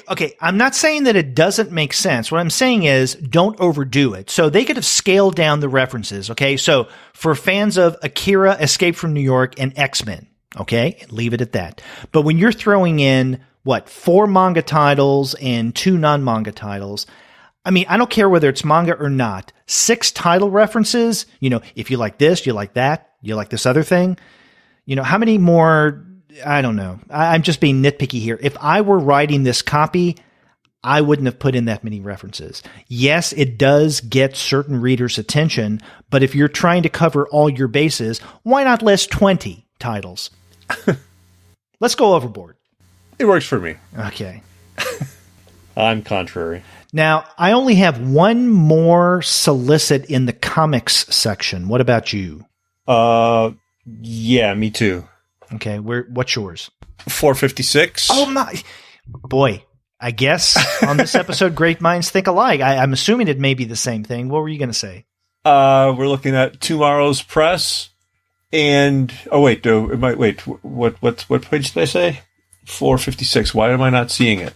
Yes, it's Alter Ego issue number 153. It's the Flo Steinberg Memorial issue. Oh, okay. I wasn't going to mention that, but go ahead. Okay. Well, I mean, again, it's not really a comic alternative thing, but anybody who read Marvel comics in the 60s or 70s knows the name Fabulous Flo Steinberg, and it would be cool to read the reminiscences from people who worked with her or were touched by her. And she even published underground comics eventually herself. So it does. So there's a way that it does fit into this. Yeah. Plus, Alter Ego is a good magazine. Oh yeah, definitely. So yeah, I wasn't going to mention that. I thought maybe we were going to both say something about what's listed under 10-speed press. Oh, yeah. And I mean, I'm not a baseball fan. I mean, I'm not a sports fan by any means, but if I'm going to watch any sport, it's going to be baseball. But here we have from 10-speed press, the comic book story of baseball. This is written by Alex Irving and with art by Tom Coker. And 10-speed press does a lot of books like this that are, let's say, nonfiction works in comics. And so this one just looked interesting. The story of baseball in comics form. I saw that and I almost wrote it down and then I didn't, but I very well could have. And this is the first time in quite a number of months I remember not having anything in Viz Media that I wanted to mention. But for some reason this month, there's just nothing that really strikes me from Viz. And so I'm finished with the comics section. Are you as well? I am too. I have 3 more page numbers and that's it. Oh, wow. Okay. My only other mention, and then you can talk about your 3. And this is something that I guess comes to the heart of those of us at the Comics Alternative. On page 496, our good colleague, Gwen Tarbox, last year came out with an edited collection she did with Michelle Ann Abbott, graphic novels for children and young adults, a collection of critical essays. And albeit this came out last year, and it may have been solicited previously, and I think if I vaguely remember, it probably was in previews, but it's resolicited now, so I think that's pretty cool. Mm-hmm. And on that same page, you've got Peter Cooper Conversations, edited by my friend Kent Worcester. and also Reading Lessons in Seeing by my friend Michael Chaney. Now, those are both University Press of Mississippi books, right? The Cooper book definitely is. Reading Lessons, right. I believe, is also, but I'm not positive. My copy is in another room. Yeah. So your copy. So both of these have been out for a while. Right. Yeah. I thought I didn't remember about Michael's book, but I definitely knew that the Cooper conversation book has come out previously. And, that's one of the things about the book section is they don't tell you the publisher, and they also don't give any indication whether something is new or it's being resolicited for whatever reason. And I think part of that is that academic publishers eventually get around to submitting to Diamond. I think that might be part of it. Well, I know with Mississippi, sometimes with books that are not yet out, they solicit them. On the other hand, there's some, as in the case with Cooper Conversations and Reading Lessons and Seeing, there are books that have been out for a while that, for whatever reason, I guess the publishers have their reason, they want to highlight in an issue of previews. Right. Same thing with Gwen's book, Gwen and Michelle Ann Abbott's graphic novels for children and young adults. This came out last year, but it's being resolicited. But sometimes they do come out, they solicit things that are not yet published. Right. Yeah. So it's a real crapshoot in the book section, especially for the academic stuff. It's hard to follow. And just two more quick things. If we jump back to page 494, the art of Winnie the Pooh.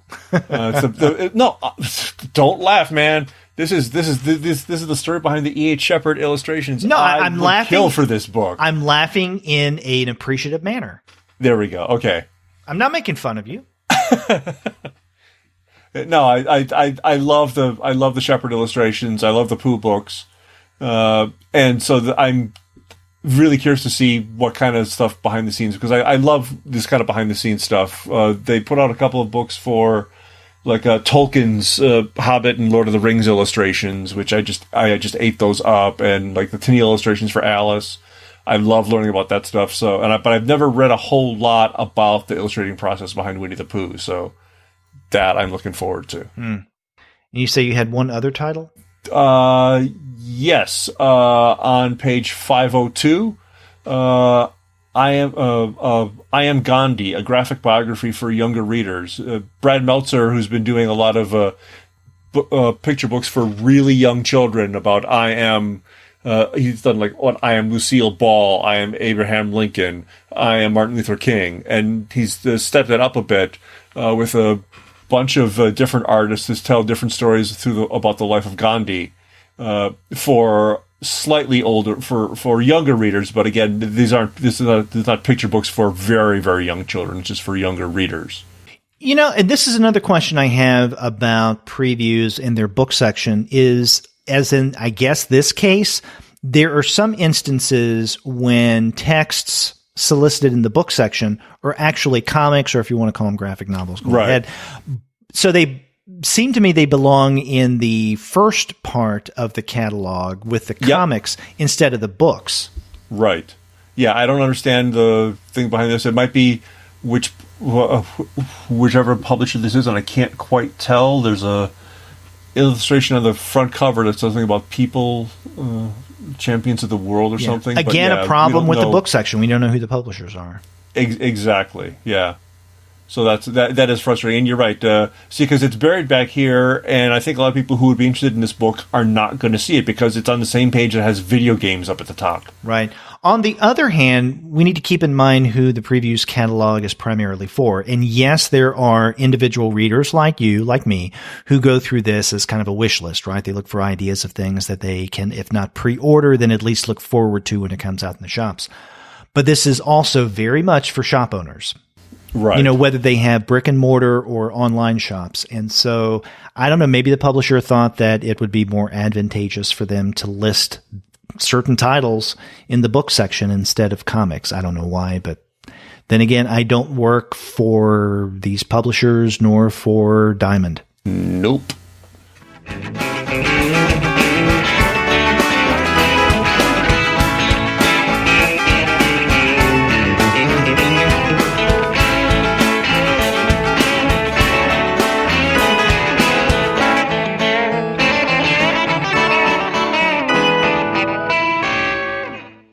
Gene. I've only got 7 more. No, I'm just kidding. I was about to say, Gene. Well, that kind of wraps up what seems to be. And you made my heart skip.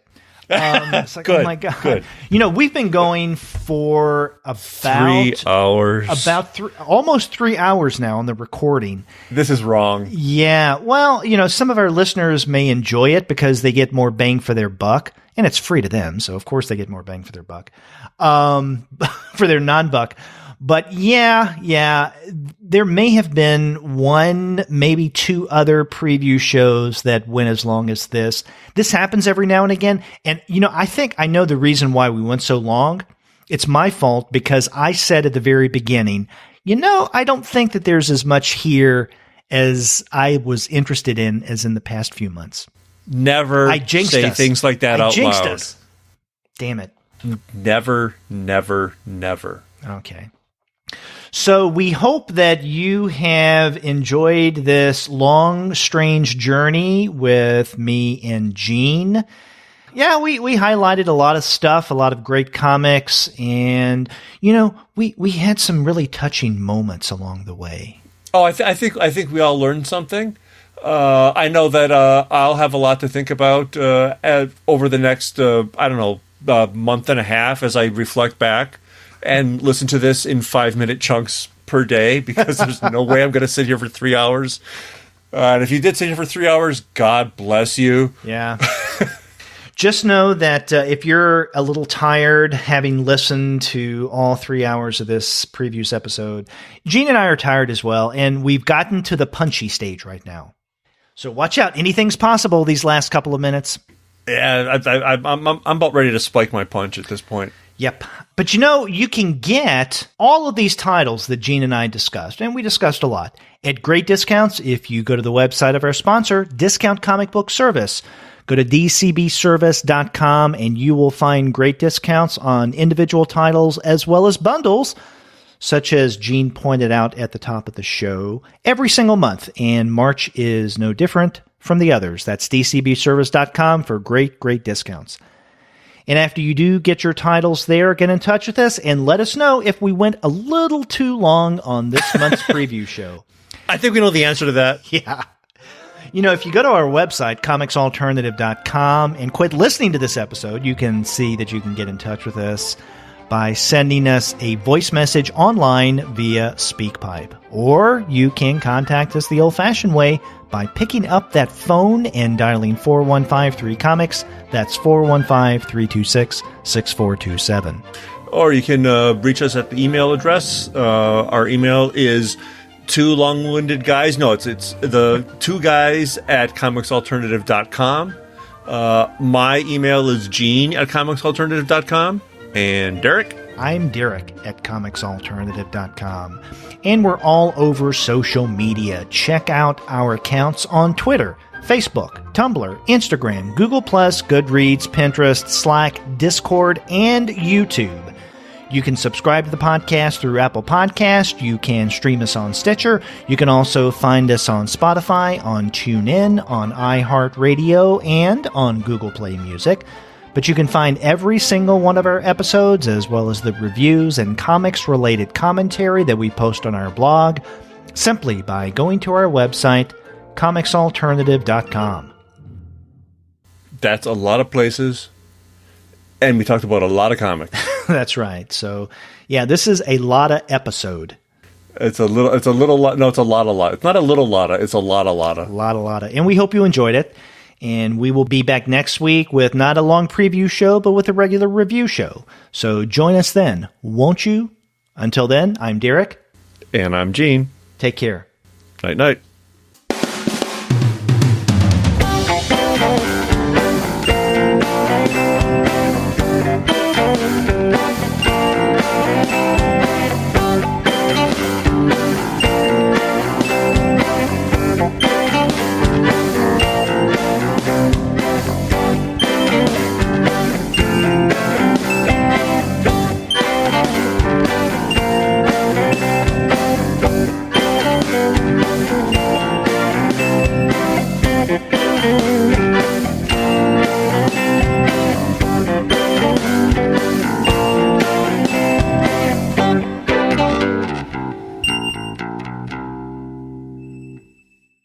Hey, what happened?